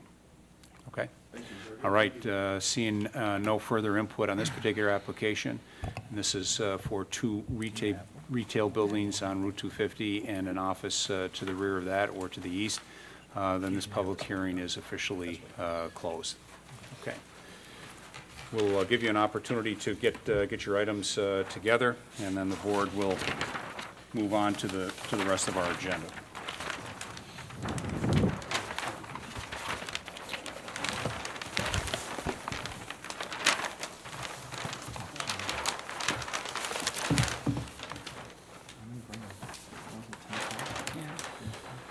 The next portion of the agenda is communications and announcements, and I'll start with Mr. Quinn, please. Thank you, Mr. Supervisor. Good evening, everyone. On Tuesday, August 12th, from 10 a.m. to 1 p.m., Monroe County will be holding a pharmaceutical waste collection at the Monroe County Sheriff's A-Zone substation located at 789 Linden Avenue. This may include controlled substances, outdated, unwanted, over-the-counter medications, or any pharmaceutical waste that is no longer needed, wanted, or has passed its expiration date. This collection event is a residential only, no household hazardous waste accepted. No appointment is necessary. For details, please visit monroecounty.gov. Second, save the date in September for the town's Tasting the Blues event to complete out the amphitheater series this year. This year's event will be held on Saturday, September 13th at noon. Have a great chili recipe. If you have a great chili recipe that you'd like to enter in the contest, entry registration will start on September 2nd. And for more details, please visit penfieldrec.org. Thank you very much. Thank you. I have a Samantha? few announcements tonight. First, from our Watershed Management Committee, which I am privileged to sit on as a member of the town board. Here are a few good tips for our residents to improve drainage in our upcoming rainy days, as if we haven't had enough. Keep gutters and downspouts clean. Your driveway pipes, culverts, and catch basins should be kept clear of yard waste or garbage. Remove anything that has the potential for clogging up the system, and swales should be kept clear to allow the water to drain. For more info and links on drainage and water management, please visit the town website at penfield.org. Also, the DPW is currently underway in the process of oiling and stoning several different areas around Penfield. So please remember to use caution and slow down and be mindful of the crews while they are working. In addition, they will also be sweeping up the excess stones over the next few weeks. Next, there is another event this weekend, this Saturday, that I'm very proud to be a part of. We are excited to announce the date for the second annual Autism Up Kite Flight Festival this Saturday, August 9th, from 10 a.m. to 2 p.m. This will be at Rothfuss Park, again, for the second annual Kite Flight Festival. It's the ultimate family fundraising festival with proceeds supporting the expansion of Autism Up's unique education programs for our members living in the community with autism. We certainly have many families in Penfield, including my own, affected by autism. So we're proud to be one of the hosts of this again. As an organization of hundreds of parents of children with autism, Autism Up understands the importance of autism-friendly activities, and that's exactly what you will find at Kite Flight 2014, a fun, family-friendly environment for a cause. Some of the highlights of the day will include being able to meet Elsa and Anna from Frozen, a kite parade, a Seneca Park mobile zoo, music, the Penfield Fire Department fire truck, a dunk tank featuring familiar faces. I'm told many teachers will be at the dunk tank. A resource expo featuring autism resources and autism-friendly vendors. Face painting, magic carnival games, a talking school bus, the Sheriff's Mounted Patrol, Operation Safe Child, and admission is free for everyone. It's 10 a.m. to 2 p.m. at Rothfuss Park again. Please come and join me as we support a great cause in our community, Autism Up. So I hope to see you there. Finally, I would like to just recognize and welcome my nephew, Mitchell Krenzer, who is here very close to completing his Eagle Scout requirements, and he's here for one of his marriage badge requirements, so he's sitting through a little bit of a long meeting. And I'm going to put him on the spot up at the podium. Mitchell just finished in July his Eagle Scout project at Lucian Moore Park. And I'll have Mitchell come up just for a couple minutes and tell us about this and how he collaborated with the town of Penfield to accomplish something that much needed at Lou Moore Park.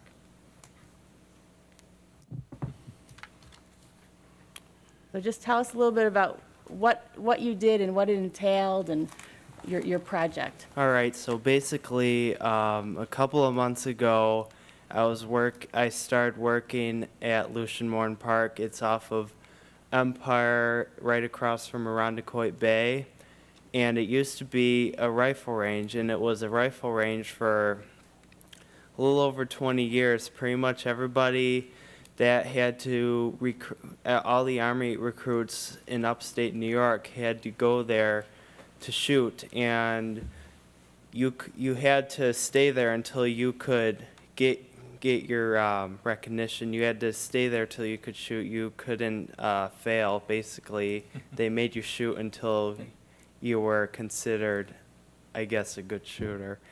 So, so basically there is a watchtower up there, and that's where the Army generals would stand and watch Army recruits shoot. And it was a little bit run down. It was structurally sound, but it was a little run down. So what we did was we sanded down some of the areas where it was a little worn, and then we repainted the structure. There was also some split rail fencing around the structure that we replaced with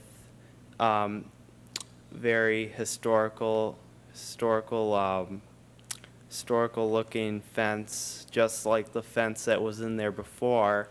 And at the very end of the project, I installed a plaque signifying what I had done, recognizing that it was historical. It is a historical place, and the Monroe County Parks Department was gracious enough to donate all of the paint and the fencing. So I'm very grateful for that. And also, something is that the day they finished the project was actually the 20th anniversary of my grandfather's passing, and we think that he actually may have gone there to shoot because he was in the Korean War, and it was the Lucian Moore Park, when it was still a rifle range, was actually open as a rifle range when he was in training. So yeah, that was kind of interesting. So, yep. Thank you, very well Yeah. done, and that Grandpa is, Congratulations. and Grandpa Casey is my dad, so I was very touched that, that Mitchell planned it so that on July 5th, the 20th anniversary of the passing of a grandpa he never knew, you finished the project, where we have every reason to believe, based on the research that we've uncovered, that Grandpa did apparently passed. He got to Korea, so he must have been a good shooter, or they weren't watching from up there. So very well done. I'm very, very proud of you, Mitchell. Thank you, Mitchell, and congratulations. We look forward to your court of honor. Okay. A couple of items. One was asked to mention Eco Park. Eco Park is located at 10 Avion Drive behind the airport. It's an opportunity if you have a lot of materials that you're looking to keep out of the landfill. They accept a number of materials. So in addition to what you would consider in your blue box, a lot of other things as well. So, and then on certain dates, they also take household hazardous waste. I would encourage you to go on the county website, monroecounty.gov /ecopark, and you can find out the dates for those. A great resource within the community, and they're open typically Wednesday through Saturday from 7:30 a.m. to 1 p.m., closed on holidays. The second item is the Trails Committee will host a Trails Walk this Saturday, the 9th, from 9 to 11. It'll be at Ellison Park to see the natural vistas carved of 10,000 years as a result of Rondequoit Creek flow. It is a guided hike. There is some steep slopes to be had, so dress shoes accordingly for that. Participants should meet at the south entrance of the park, which is at 1008 Penfield Road. Look for the hike signs. While the hike is free, participants are asked to pre-register by calling Penfield Recreation 340-8655, and that's option 6. The last item that I have is that the 1,000 Acre Swamp group are going to be holding a number of different walks or overviews of the swamp. The first one is Meteor Shower Over the Swamp on August 12th at 8 p.m. Then they're going to do Space Junk Over the Swamp Friday the 22nd at 8 p.m.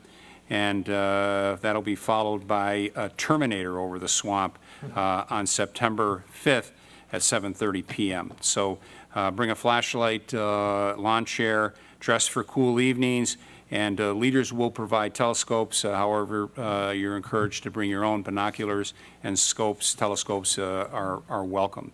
And again, you will meet, these are open and free to the public. They begin in the sanctuary parking lot, which is located at 1581 Jackson Road.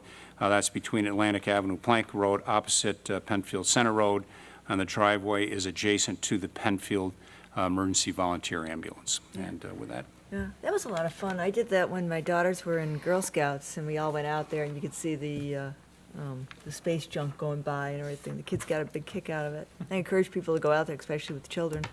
Okay, I have a couple of recreation announcements. The Midsummer Night's Dream Dinner in the Woods, a fundraiser by Daytime Education and Recreation. Penfield Recreation will hold the second themed dinner fundraiser for Deer Program on Wednesday, August 13th at 6 p.m. A Midsummer Night's Dream Dinner in the Woods will bring the fairy world of William Shakespeare to life in a secret location for a magical dinner in the woods. A map with trail directions will be sent. The evening will include a scavenger hunt through the fairy trails, live music, delicious cool summer feast prepared with locally farmed fresh organic food, and an abridged progressive 15-minute performance of the timeless classic as you journey through the woods. A limited number of tickets are available at Penfield Recreation. Tickets are $40 and can be purchased at the Penfield Recreation Department or by phone at 340-8655 or online at penfieldrec.org. My other recreation announcement is that the last summer concert at the Penfield Amphitheater Kiwanis Stage wraps up with the Hill Brothers tomorrow night, August 7th at 7 p.m. Then on Saturday, August 9th, we'll feature Mr. Mustard Beatle Review with It's My Party opening the show at 5 o'clock. Information on this can be found at penfieldrec.org. And then my last announcement is that my next community chat will be Tuesday, August 19th from 5:30 to 7 in the new book area at the Penfield Library. Thank you. Mr. Horwitz, anything for the board this evening? No announcements tonight, Mr. Supervisor. Thank you. We'll move on to public participation. There are two opportunities. This is the first. We have another one at the end of the meeting. 3 ways to participate. If you're here in the audience, you can come address the board on any matter. You can call in at 340-8771, or you can log on at penfield.org.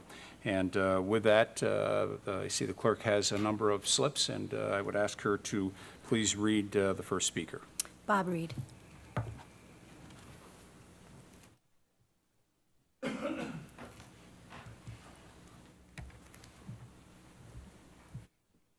Good evening, Bob. Evening, Tony, and all. I'm Bob Reed, 275 Parkview Drive. I'm here tonight to talk about the reoccurrence of odors from the Baker Commodities Rendering Plant, 2268 Browncroft Boulevard. We were here, the neighbors from the area were here 3 weeks ago to present a petition to the board, 135 names, 7 points on the petition, and we asked you folks to consider them and begin to act on them. And I wanted to get some feedback from you tonight on what steps you've taken to get the elements of the petition going, or just get your response in general. Sure, absolutely. Certainly to follow up on the email that I sent out, Bob, we indicated that we've reached out and forwarded all the material to the DEC. We've also copied the Health Department in on that. We've asked them for input and feedback to a number of items specifically related to the petition. I've had an opportunity to have conversations with both Tom Marriott from the DEC and Bill Schmieder. I know that the DEC has been in on a number of visits. They've identified some items and they've asked for some equipment to either be changed out, upgraded, or adjusted. The most recent conversation I had with Tom Marriott, I believe, was Monday or Tuesday of this week. They're in the process of preparing a written feedback back to this board, specifically addressing those items that we put in the letter, again, that we sent out, and I think we copied all 135 residents in on that response or forward to the DEC. Okay. Was the DEC there during a full processing cycle? Or was it a daytime, sort of non-operational time for Baker Commodities? I don't have the answer to that, Bob. I know that they have been there a number of times since the petition was submitted. For length of time or duration, I just don't have that. Okay. As you probably remember from 3 weeks ago, we suggested strongly that the DEC was not an ideal candidate to do a full reevaluation of the plant. A great supporter of the DEC, but as you know, for the last 9 years, as the problems have worsened, they haven't had any solutions for us. They haven't had any suggestions at all. Among the petition items, probably the single most important one was to engage a thoroughly qualified independent consultant to analyze Baker Commodities operations. Someone who will be there during successive operating cycles and can observe how they handle their raw materials and so on and so forth. We still think that needs to be done, no matter what the DEC comes up with. We've been looking into possible consultants to do this. How it would be paid for would be the question, and whether Baker Commodities would submit to it voluntarily. But we'd like you to move forward on that, as we would like to see a move on all of the petition items, especially number 1, the survey of the area that borders the plant. We're roughly a 20 to 25% arc of the area affected by the plant. We think that it's very important to find out how big the problem has been beyond our small reporting group.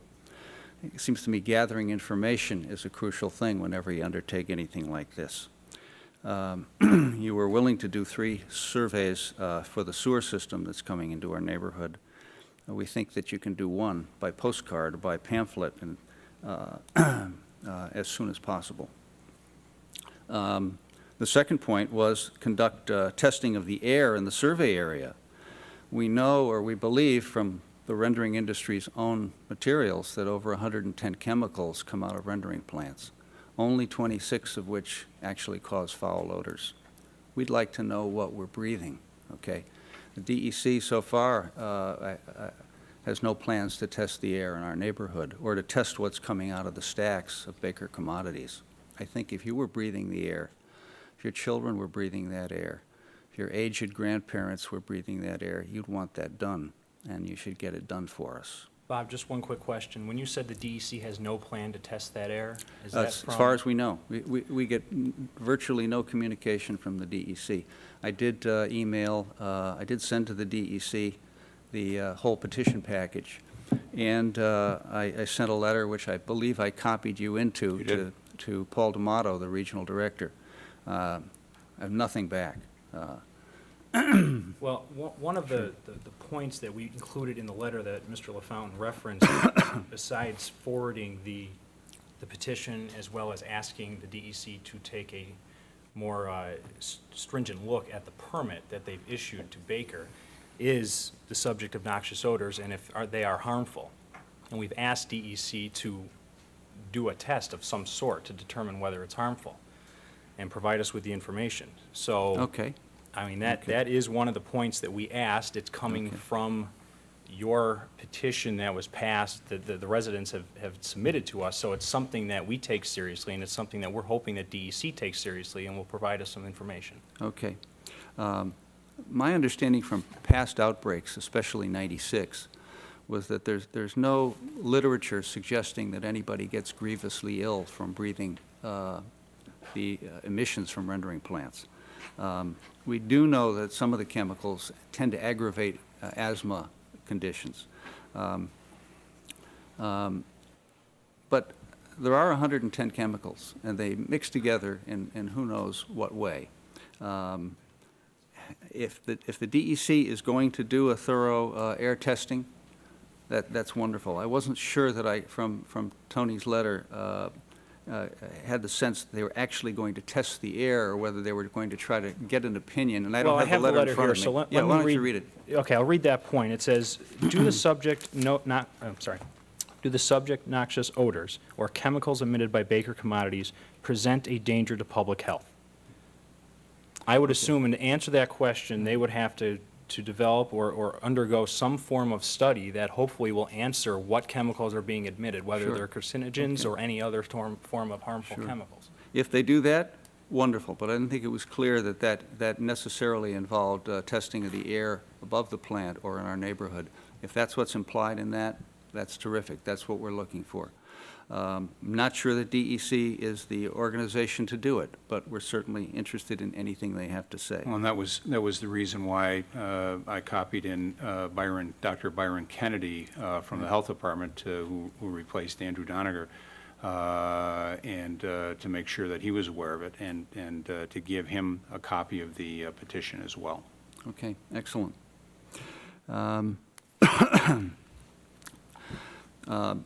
The fourth point, enacting a series of steeply progressive fines for releasing foul odors or for having excessive materials on site that are not subject to odor abatement.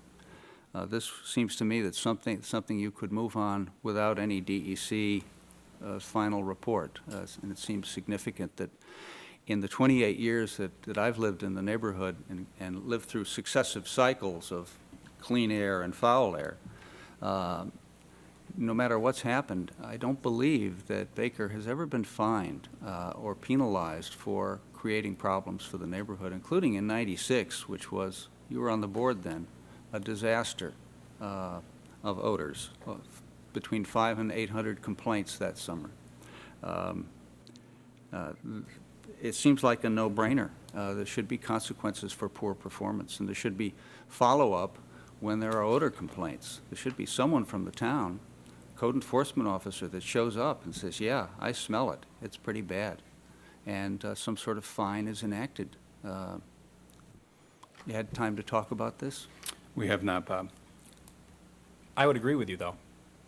If they are not operating within their permit issued by DEC, then they should be held liable. I mean, we did ask that. I mean, I can read the whole Great. letter here. Yes, yeah, that's great. That's Okay. great. And I'd like to see some action on that. Sixth point, establish through a thorough examination of intake and production records that Baker's size and scope, limited in its non-conforming use permit to levels existing when the plant was purchased, has not expanded. We suspect it has expanded enormously. We're not trying to shut them down, but we would like to know exactly what they're doing down there. expansion of production is one of the possible causes of the recurrence of odors over the years as they purchased plants in other parts of the state and closed them down and started shipping everything here, or so we believe.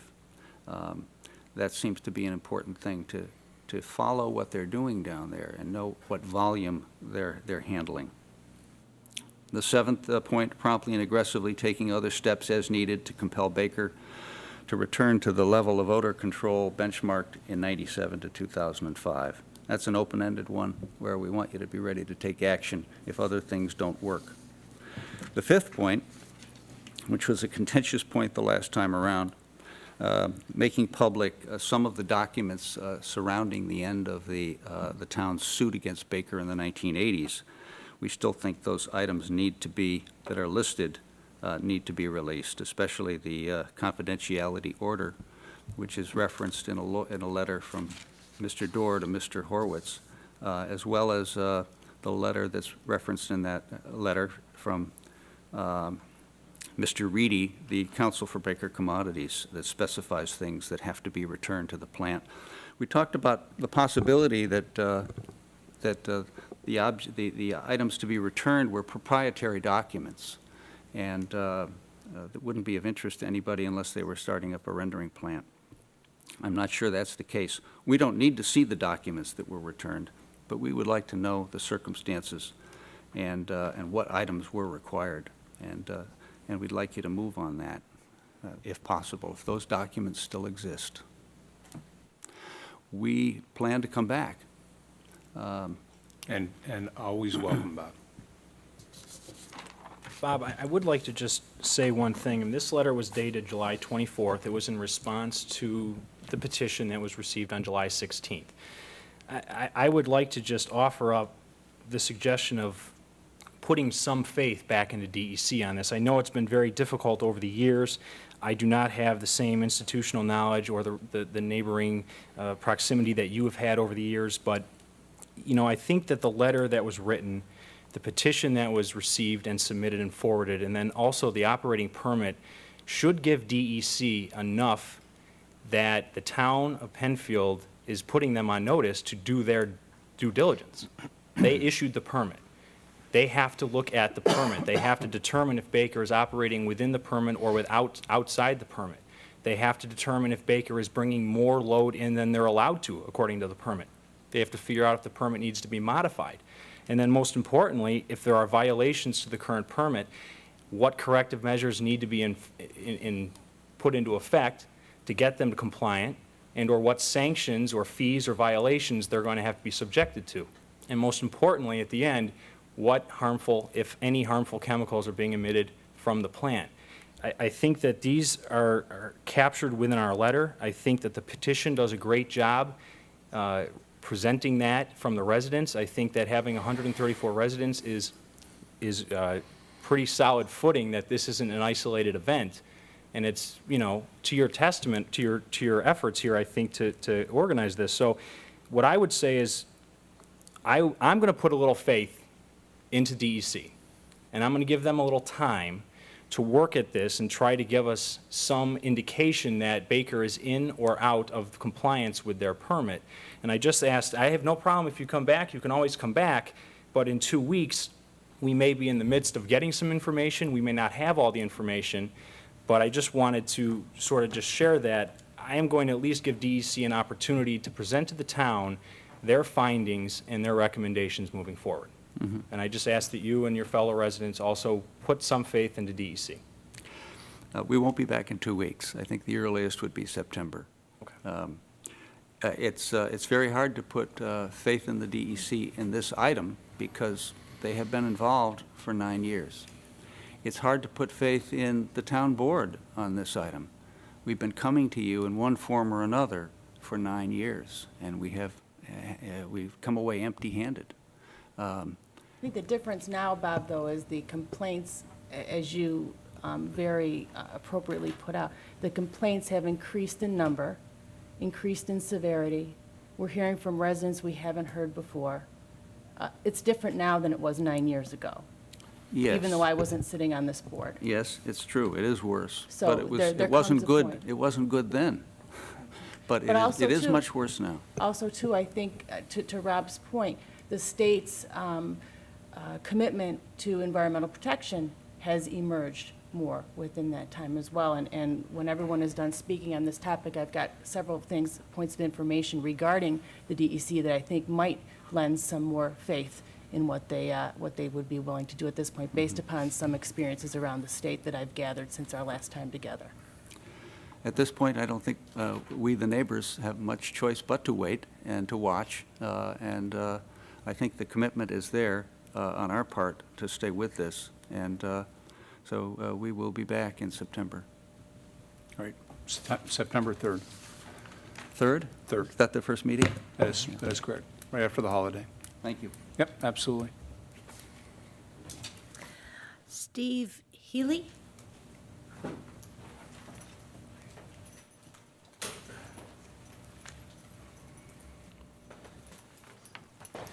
Tony, first, thank you for the letter to DC, Regional Director in the Public Health.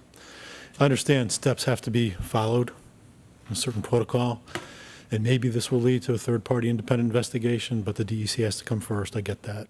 I'm fine with that. But what I'm requesting is complete and utter transparency with all communications with the DEC. So when you get this letter back from them, this written letter, will you share that with us? We will, and so what I'll say is, at least my understanding is that once DEC writes a letter, as soon as that's official, it's public record. And I would guess that, I can't say that they will forward to all 134 or 35, but that certainly will be public record. Well, you've got the mailing list now, right? Right, that's exactly right. We've got the labels. Yeah. I'll be very interested to see that report and to see what their focus is on the TOs, on the thermal oxidizers, because I do believe that's probably the root of the problem. They controlled the odors before for 8 years, and now they don't. I think the actual solution's quite simple. So let's see what they dig into and uncover or not. As far as faith goes, Rob, it's been 9 years. It's really hard for us to have faith, but I understand steps and protocols have to be followed. So, depending on what the DEC comes back with their findings, we may still be pushing real hard for an independent third party. Yeah, Steve, I'm not saying that that's the end of the road. Yeah. I just, like yourself, I'm interested to see what they do come back with, and then we'll go from there. Yeah. And, the other thing is by including, this letter, Supervisor also included our state representatives, and I know that Assemblyman Mark Johns has also reached out directly to the regional director. So Yeah. I don't know if he's had face-to-face or phone conversations, but again, having more people involved and having, a state representative now reaching out to a state agency is going to hold more weight, I think, in the long run. So it's more of a concerted effort now. Sure. So I use faith loosely, but at the same time, I think that, their core mission is for environmental protection. So I think we should, for the moment, put our faith in that. Yeah, yeah. And so, you're probably aware of it, but Bob and Tom and Tim and Jeff and I all met with Senator O'Brien's office Good. last week and had a very good conversation with Very them. good. And Putting together a and list.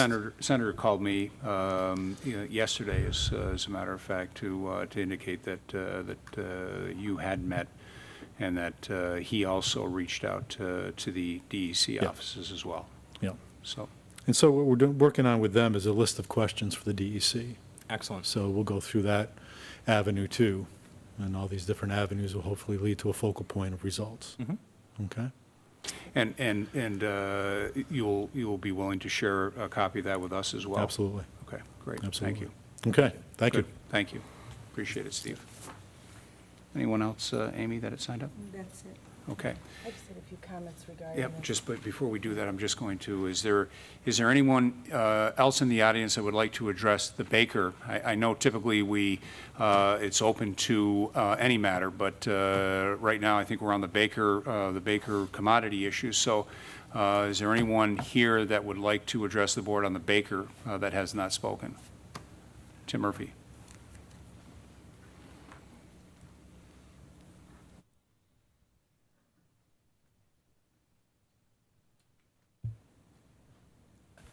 Good evening, Town Board. Tim Murphy, 48 Corral Drive. I also work at Thermo Fisher Scientific, 75 Panorama Creek Drive, and I actually had three things, but I'll lead with my Baker Commodities question. And mostly just as an interested and caring community member, I've heard all the conversations, I've read a bunch of the documents, and there's a point of view that I think we really value that hasn't been heard. Linda Cole, your family lives in that neighborhood. You're on the town board.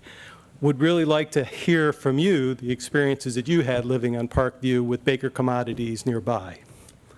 Well, I'm a little older than Baker Commodities. I was there when Steppenbeck's was there, and they didn't have the scrubbers, they didn't have the technology that Baker has today.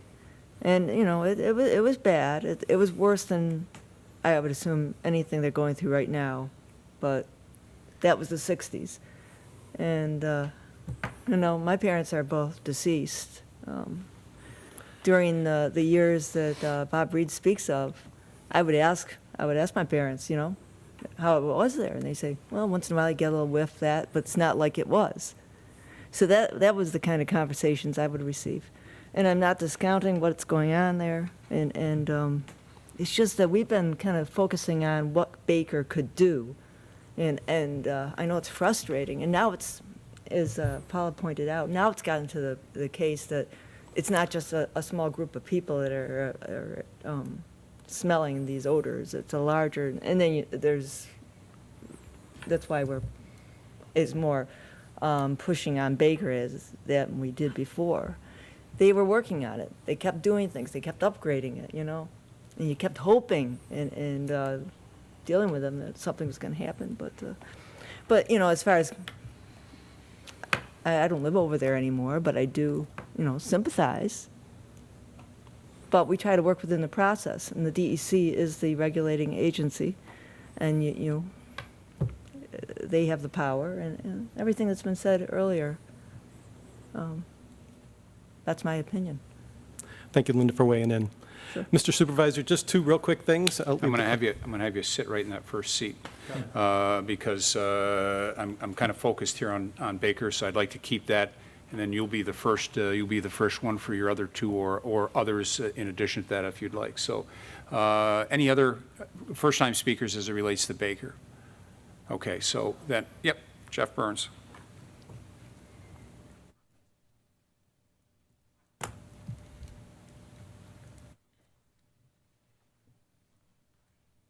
Hi, I'm Jeff Burns, 39 Scarborough Park in Penfield. Last town board meeting, I had read one of the conditions from the DEC permit, and it was concerning air pollution being prohibited. And it specifically said no person shall allow or cause emissions of air contaminants to the outdoor atmosphere of such quantity, characteristic, or duration which are injurious to human, plant, or animal life or to property, or which unreasonably interfere with the comfortable enjoyment of life or property. And it specifically includes odor as one of those elements. And I wanted to find out who keeps an eye on this? I mean, like this was within the permit. The town board is aware of this permit. There have been a number of complaints. What should be the process when there's something? Now that seems pretty clearly that there have been notifications from the neighborhood. Who responds to this and says, okay, this is a violation of the permit? Is it just the DEC, or does the town have some responsibility in that area? How does that work? Certainly the town works with DEC and is looking for DEC to certainly see if they're operating within the permit and, you know, providing any information that we receive that doesn't go to them. But again, you know, the town in the past has worked with DEC and Baker Commodity. And so what are the options that the town has to react if they are indeed in violation of the permit?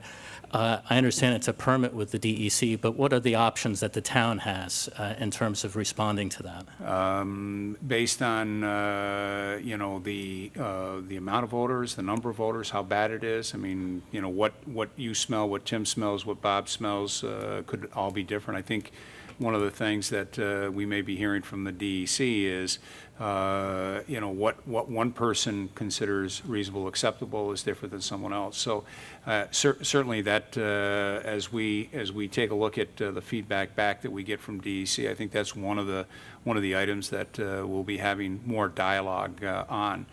Because I think there's a lot of subjectivity around odors. I mean, my wife will tell me that, "Can you smell that?" And I'm the wrong guy to ask. But it has to be really pungent or really bad odor before I can get it. But so I think we'll be hearing more from the DEC in and around that. Mm-hmm.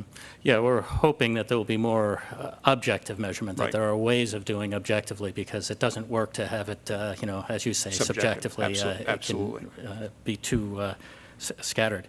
Another thing is, last week I had read the list. I think there's about 26 toxins that are allowed to be released, that are permitted to be emitted. Do we know what the levels are of any of those toxins? I mean, there was benzene and arsenic and various other things. Has the town ever requested any reporting of what is emitted from the plant? I think in the past, Jeff, when there was the lawsuit that was going on, and they had the health department involved and what have you, and at that point, I'm not going to sit here and tell you I know exactly what those are, parts per million, or anything like that. I don't know that. Certainly there are some materials that come off the rendering process, and certainly within that permitting process to identify what those are. Are they acceptable levels? Are they harmful to health? I think specifically one of the items that Councilman Quinn so noted is that are they health hazards? Mm-hmm. And another area that I have as a concern is part of the waste that comes from there. We've concentrated on air emissions, but what's the byproduct that goes into the sewer, and what solid waste is there thereafter? And do we know what that is? And also, that which goes into the sewers, is the Monroe County Water Authority equipped to be able to treat those things? Again, if there are chemicals like benzene and some of these others, I know that there were very serious restrictions on that at Kodak, and it seems to be a little open-ended here as to how that's So just so we make sure, it's not the Water Authority, but it's Pure Waters. So it's Pure Waters that will take that into their interceptor sewer. They take all of that flow goes to Van Lair.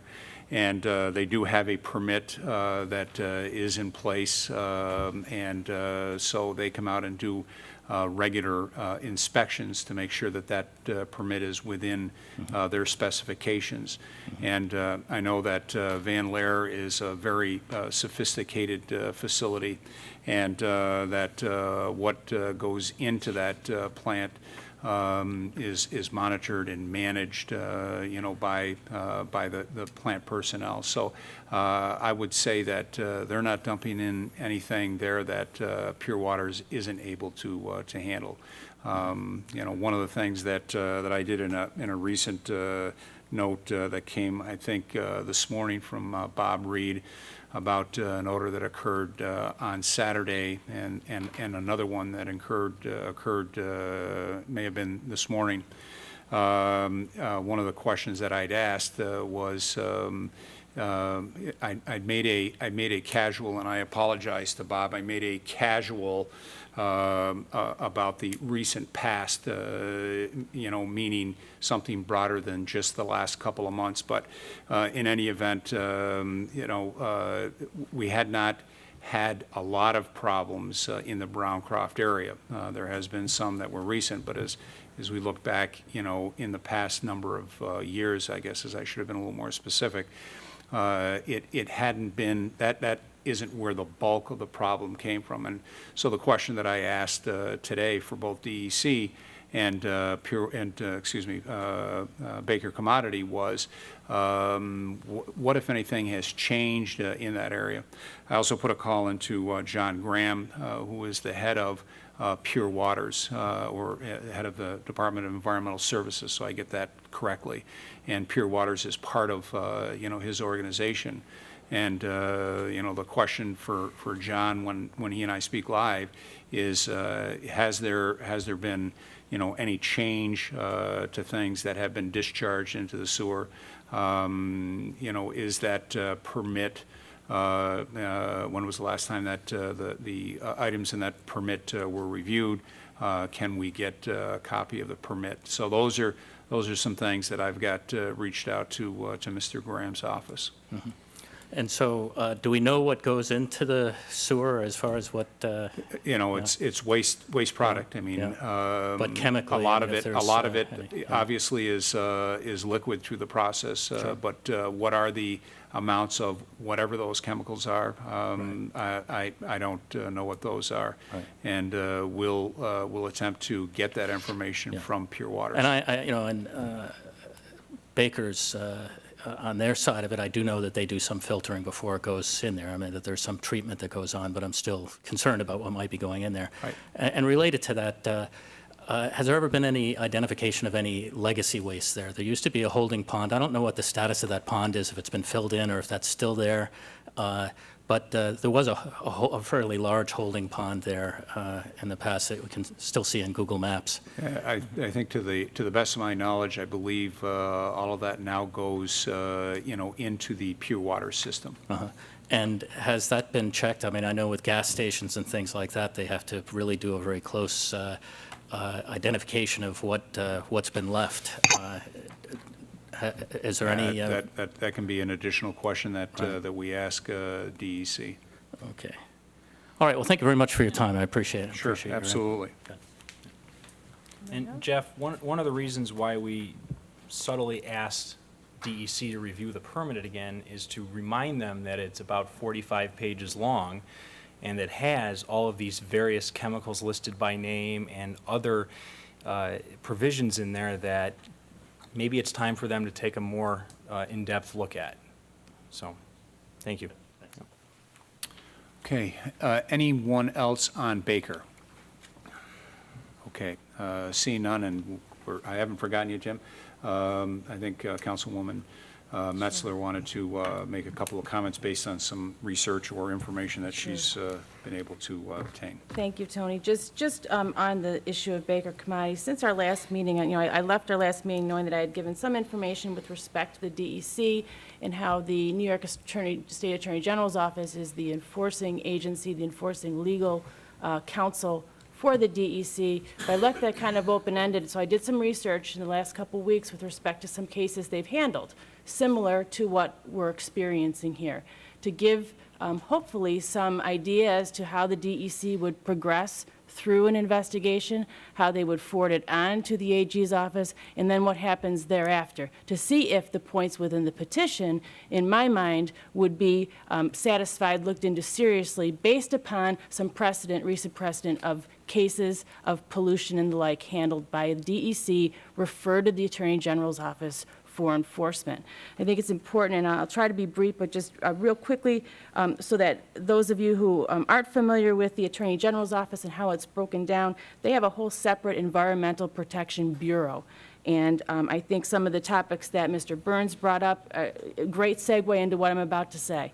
The Environmental Protection Bureau of the Attorney General's office, their kind of bullet point department, so to speak, as to what they look to, what they're charged with, investigating and enforcing if appropriate, including sanctions, air pollution, climate change, energy, healthy communities, natural resources and parks, solid and hazardous waste, water pollution.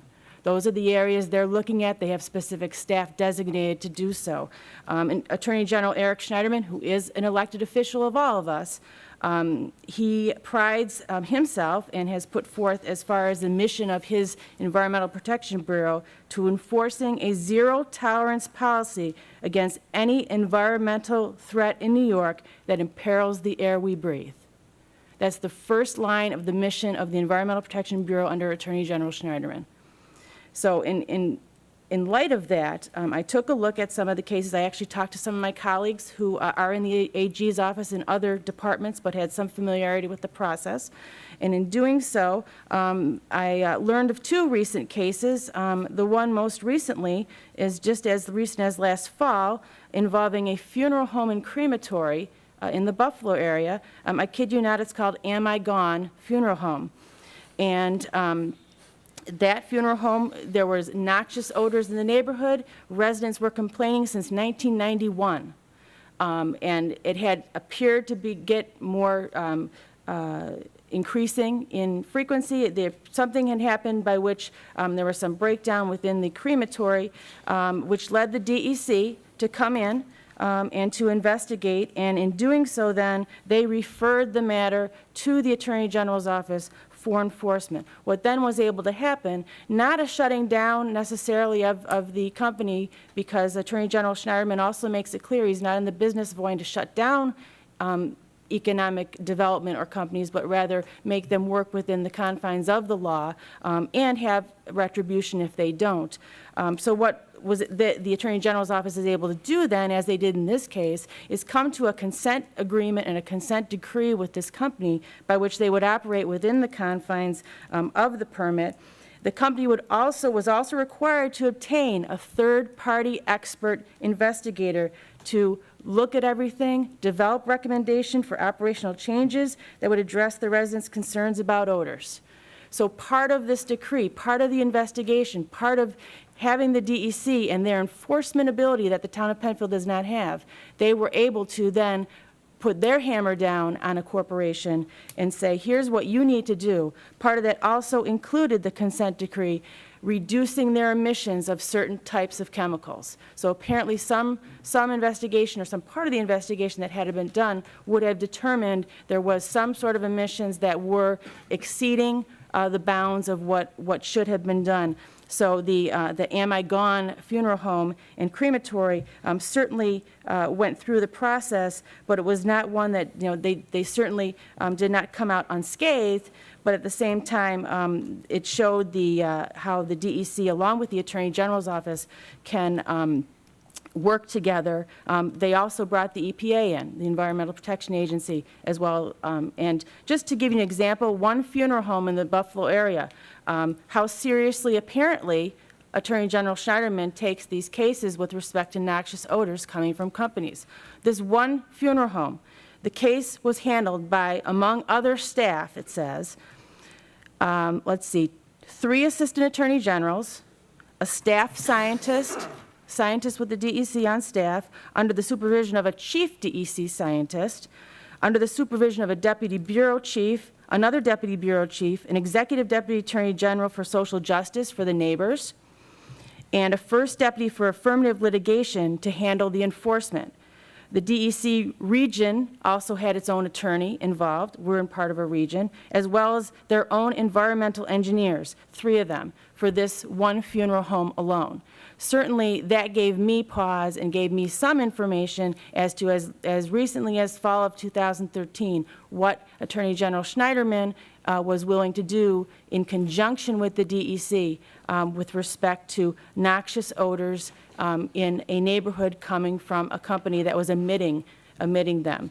So a lot can be done within an agreement and a consent decree by way of sanctions, by way of reducing emissions, by way of monitoring, and it was done in that case, as well as recently involving the Ravenna cement plant, in which the EPA was also brought in, and they were settled with an agreement that set limits on allowable emissions of several types of nitrogen oxides, sulfur dioxides, and others.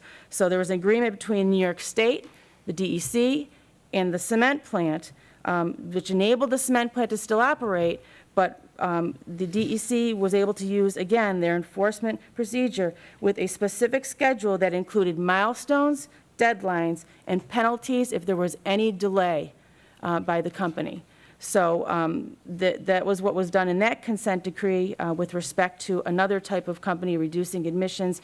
That matter was handled, again, one cement company by an assistant attorney general, a DEC policy analyst, of the Attorney General's Environmental Protection Bureau under the supervision of a Deputy Bureau Chief, another Bureau Chief, an Executive Deputy Attorney General for Social Justice for the neighbors, the residents, a First Deputy for Affirmative Litigation for the enforcement, Assistant Counsel with the DEC's office, as well as engineers and scientists on staff.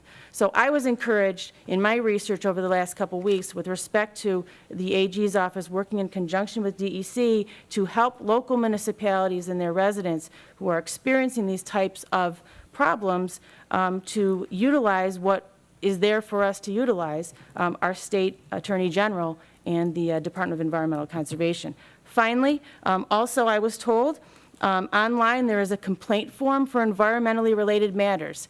The Attorney General's office has a complaint form that if you have experienced anything of human health and environmental hazards, can be endangered by a variety of unlawful activities, such as illegal use of toxic chemicals, adverse affect the wetlands, our drinking water, our air, anything like that, a complaint can be filed right online to Attorney General Schneiderman. That may be another way by which those who are affected or those who wish to complain about a specific event can let the Attorney General's office know that they would like to lodge a formal complaint. You're able to do so online. It's just a simple complaint form. So I just offer that up in addition to some of the general information I offered last time, just so that residents are aware of what is available, and that I do have some comfort in knowing that as of most recently, the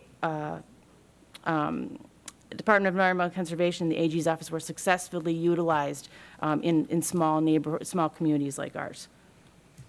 Okay, Thank Thank you. All right, I think, Mr. Murphy, you've got the floor next, and then we'll move on to any others. Tim Murphy, 48 Carroll Drive. Ms. Thanks, Steve. Messler's comments just prompted me to remember a question that we had that would be great to put on the record and see if we get an answer to. It's come up that towns in New York State that have rendering plants are granted additional oversight. I'm not sure if that's, I don't know if any of us know if that's true or not, but if it is true, we'd like to know what those powers are. So that's more of a question. I don't expect an answer now, but if you could please document that and follow up, that would be a great thing to add to the conversation. I believe it's Town Law 130. Okay. Thank you. I believe so. Multiple attorneys on the board. So that's a good thing, right? Well, In this moment. sometimes. It can be kind of a boring hobby, but being an So attorney. is there an answer then? Well, I think if it's correctly my gathering, again, we're focusing on the DEC as you can see, look at what they're capable of doing and what they have Okay. on staff. I believe that the town law enables a town to enact ordinances with respect to rendering plants and many other types of specific things. I don't know if it delineates a specific power set out, meaning saying A to B, C, without the town having to go through and enact a separate code of itself. I don't know. I did not get that far. Okay. But that's work in process, and that's good information. So thank you. Okay, two things uplifting, and I'll be done. I wanted to say thank you. The flag that flies at Rothfuss Park, it's been up for about 6 weeks, is our family's. And I've made arrangements with Jim Kreckman tomorrow to retire it and to give it to our son. He will take it with him on his next deployment cycle. So first, thank you. And also, I just hope that when we come back, that we can ask to fly it there again next year. So thank you for this. It means a lot to us. And I know Jim is off this week and next week, so. He got back to me, Tony, actually, on vacation. Okay, good. So there has been arrangements that have been made. Absolutely. Okay. He apologized for the delay, but yes, it worked. Okay, Thank so you. I know he's not only on vacation, but I think he's actually out of state, if I recall, so. Isn't that the world we all live in now, always connected? It is, and I just wanted to make sure that you had the latest and the greatest information. So it sounds like Jim is connected on his end, which comes as no surprise to me. Thank you. The other thing is, and it just happened, our road in front of our plant was chip sealed. And thank you. I mean, some people are complaining because short-term, the stones are a bummer on our cars. But long-term, we know it's the right thing to do for road rejuvenation. And the folks that were there were terribly courteous. I mean, they were there when shift was changing, and, I just happened to pause for a moment and watched, and it worked. So, for all the things that sometimes we challenge, want to acknowledge the things that work and that are good. I mean, we're a big part of the community. Somewhere down the road, we have to address some of the flooding issues, but we'll save that for another day.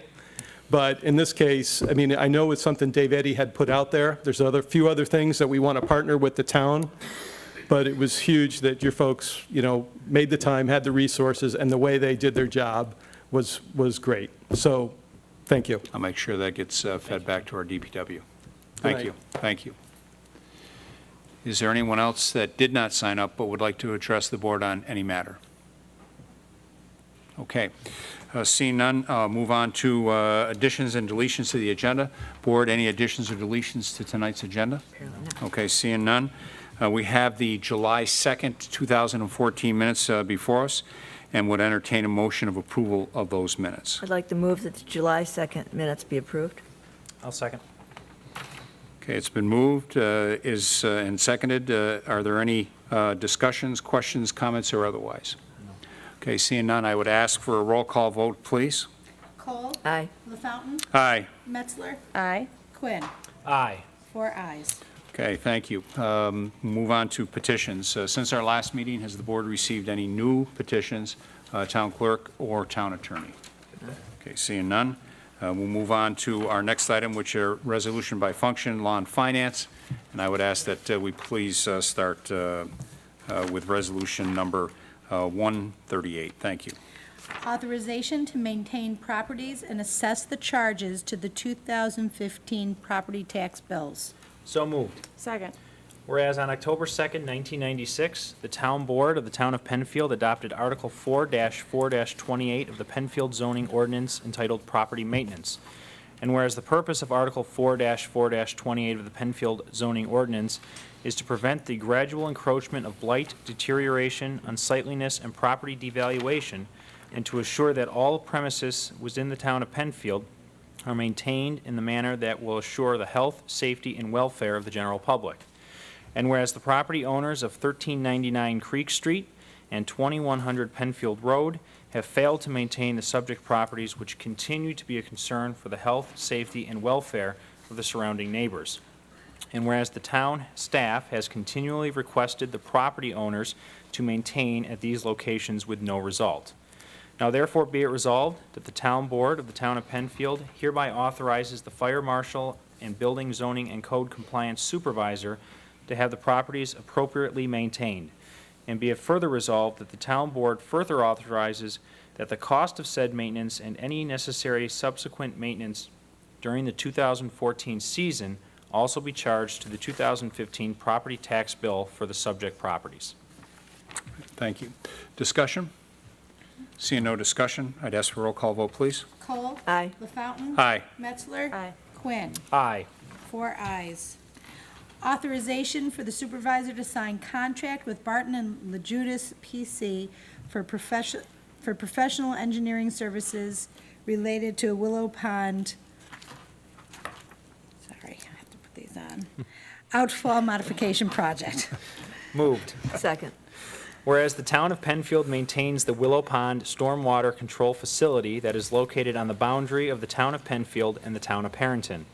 And whereas the pond is a Class B dam as determined by the New York State Department of Environmental Conservation. And whereas Barton and LaJudas was awarded a contract for professional design services to provide assistance in obtaining the necessary plans and specifications for construction of the spillway modification on October 17th, 2012. And whereas the New York State Department of Environmental Conservation has requested additional services as part of their review of the permit application. And whereas the Town of Penfield has reviewed a proposal for these additional services from a Barton and LaJudas in a letter dated July 16th, 2014. And whereas the Town Board desires to have Barton and LaJudas complete the project and the cost of the services was considered fair and reasonable. Now therefore be it resolved that Supervisor LaFountain is hereby authorized to sign a contract with Barton and LaJudas to provide additional engineering services for the Willow Pond Outfall Modification Project for a cost not to exceed $12,500. The cost of the engineering services shall be paid from the townwide drainage levy. Thank you. Discussion? No. Seeing no discussion, roll call vote, please. Cole? Aye. LaFountain? Aye. Metzler? Aye. Quinn. Aye. 4 ayes. Appointment of school tax collector for the 2014-2015 school year for the Wayne Central School District. So moved. Second. Whereas Section 37 of the Town Law of New York State provides that collection of school taxes in first-class towns is the duty of the town's receiver of taxes and assessments unless a resolution is adopted by the town board to convey this responsibility to the tax collector appointed by the Board of Education. And whereas Penfield is one of 6 first-class townships within the boundaries of Wayne Central School District. And whereas the tax receiver as appointed by the Wayne Central School District as the school tax collector for the Wayne Central School District portion of the town of Penfield for the 2014-2015 school year. Now therefore be it resolved that the Penfield Town Board hereby approves this appointment of Mrs. Kathy Herzog as school tax collector for the Wayne Central School District portion of properties in the town of Penfield. Great, thank you. Discussion? No discussion. No. Wouldn't it be wonderful if we could help reduce some amount of government and have the school districts collect their own school taxes? It would be fantastic. I commend Wayne That would Central be for lovely. leading and taking the responsibility themselves. Okay. Seeing no further comments, I would ask for a roll call vote, please. Cole? Aye. LaFountain? Aye. Metzler? Aye. Quinn. Aye. 4 ayes.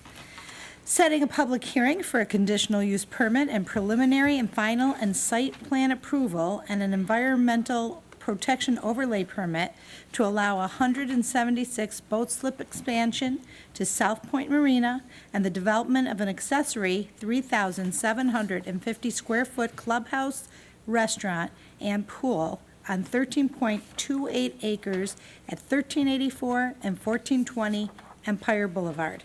So moved. Second. Whereas an application had been received by the Penfield Town Board for the issuance of a conditional use permit, preliminary and final re-subdivision, and site plan approval and environmental protection overlay permit pursuant to Articles 3-3-10, 3-3-94, and 9-9-2 of the Code to allow a 176 boat slip expansion to the South Point Marina and an accessory 2,700 square foot clubhouse and pool on 13.28 acres at 1384 and 1420 Empire Boulevard, located in the LaSalle's Landing Development Zoning District. And during the site plan review process, the applicant has requested an increase in the size of the proposed clubhouse and restaurant facility from 2,700 feet to 3,750 square feet. And whereas the Penfield Town Board, acting as lead agency within the meaning of the State Environmental Quality Review Act, has determined that the proposed increase in the square footage of the clubhouse and restaurant facility warrants the need for another public hearing to seek public comment regarding said proposed increase of square footage. Now therefore be it resolved that the Town Board of the said town of Penfield shall hold a public hearing at the Penfield Town Hall on September 3rd, 2014 at 7:30 p.m. on said date to consider said application and to hear all persons interested on the question of the issuance of a conditional use permit, preliminary and final site plan approval, and an environmental protection overlay permit pursuant to Articles 3-3-10, 3-3-94, and 9-9-2 of the Code. Resolved that a copy of this resolution certified by the town clerk shall be published at least once in the official newspaper of the town, the first publication thereof not to be less than 10 or no more than 20 days before the date set for the hearings. Thank you. Thank you. Discussion? None. Seeing no discussion, I'd ask for a roll call vote, please. Cole? Aye. LaFountain? Aye. Metzler? Aye. Quinn. Aye. 4 ayes. Making a determination of completeness of and setting a public hearing for the draft environmental impact statement for the South Point Marina expansion proposal, 1384 and 1420 Empire Boulevard. So moved. Second. Whereas the town board accepted lead agency status for the proposed South Point Marina expansion project located at 1384 and 1420 Empire Boulevard.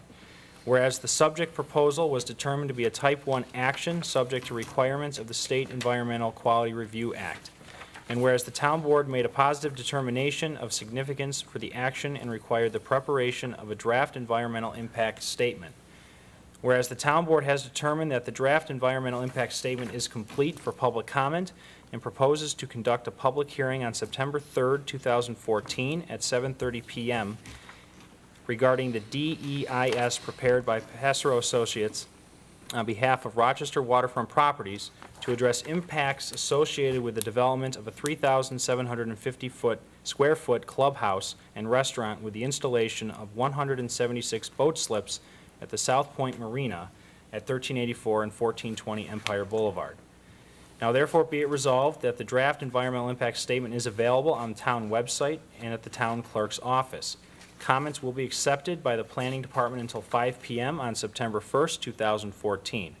Comments may be submitted via mail, hand delivery, fax, and email, and at the public hearing. And be it further resolved that a copy of this resolution, certified by the town clerk, should be published at least once in the official newspaper of the town. That's it. Thank you, Mr. Quinn. My pleasure. Further discussion? Seeing none, roll call vote, please. Cole. Aye. LaFountain. Aye. Metzler. Aye. Quinn. Aye. 4 ayes. Amend Resolution 14T-053 for purchase of a new 2014 15-passenger van. So moved. Second. On January 22nd, 2014, the Town Board adopted Resolution 14T-053, authorizing the Director of Public Works to purchase one 15-passenger van from the Chautauqua County Bid Package Group Van Option, per the New York State Piggyback Law, for a contract price of $29,060. Van Bortle was able to secure the 2014 vehicle due to administrative difficulty, was unable to secure the vehicle due to administrative difficulties. However, they are able to place an order for a 2015 model as originally spec'd and for the same contract price. Whereas the funds for the purchase are budgeted in the 2014 general fund, now therefore be it resolved that the Director of Public Works is authorized to purchase the 2015 van, and the Town Supervisor is authorized to sign a contract upon review by the Town Attorney. Thank you. Discussion? Seeing none, roll call vote, please. Cole. Aye. LaFountain. Aye. Metzler. Aye. Quinn. Aye. 4 ayes. Authorization to attend the National Recreation and Park Association Congress and Exposition. So moved. Second. Leanne Conroy from the Rec Department is a member of the National Recreation and Park Association. The conference will provide professional training in CEU credits that will benefit the town.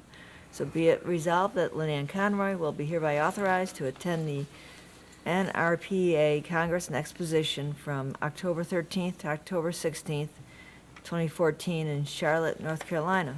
Funds are provided in the 2014 budget. Expenses include registration and lodging only. Okay. Discussion? Seeing no discussion, roll call vote, please. Cole. Aye. LaFountain. Aye. Metzler. Aye. Quinn. Aye. 4 ayes. Authorization for supervisor to sign recreation contracts. So moved. Second. This resolution authorizes the town supervisor to sign 15 recreation contracts, and they're all dealing with the summer programs. Primarily, there's camp instructors for jazzy dance camp, girls soccer camp, lacrosse camp, and so on. Okay. Great. Thank you. Discussion? Seeing no discussion, roll call vote, please. Cole. Aye. LaFountain. Aye. Metzler. Aye. Quinn. Aye. 4 ayes. Okay.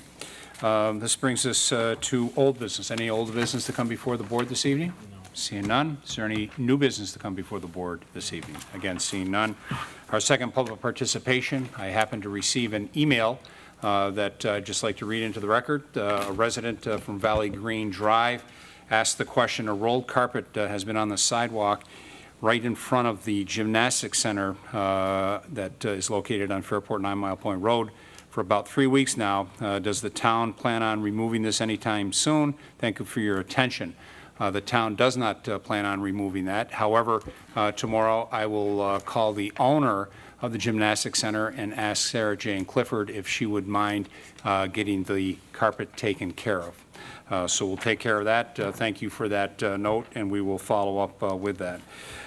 Seeing no other business to come before the board this evening, this meeting of August 6, 2014 is officially adjourned. Thank you to everyone that were here to speak. Thank you to PCTV. Special thank you to Mitchell Krenzer, who opened us up with a pledge, and congratulations on completing his Eagle Scout Award. So have a great evening, and we'll see you in a few weeks.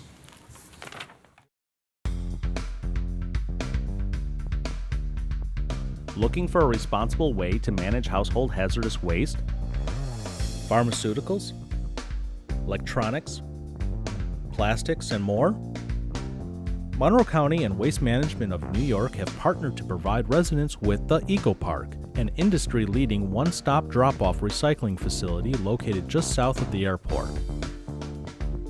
All the details are online, including hours of operation and special collection events. There's also a user-friendly prospector search tool to help you discover the best ways to manage unwanted materials even more conveniently and closest to your home. Keep your unwanted items out of the landfills and waterways. Learn more about the Eco Park and the many options to safely and responsibly manage unwanted materials today.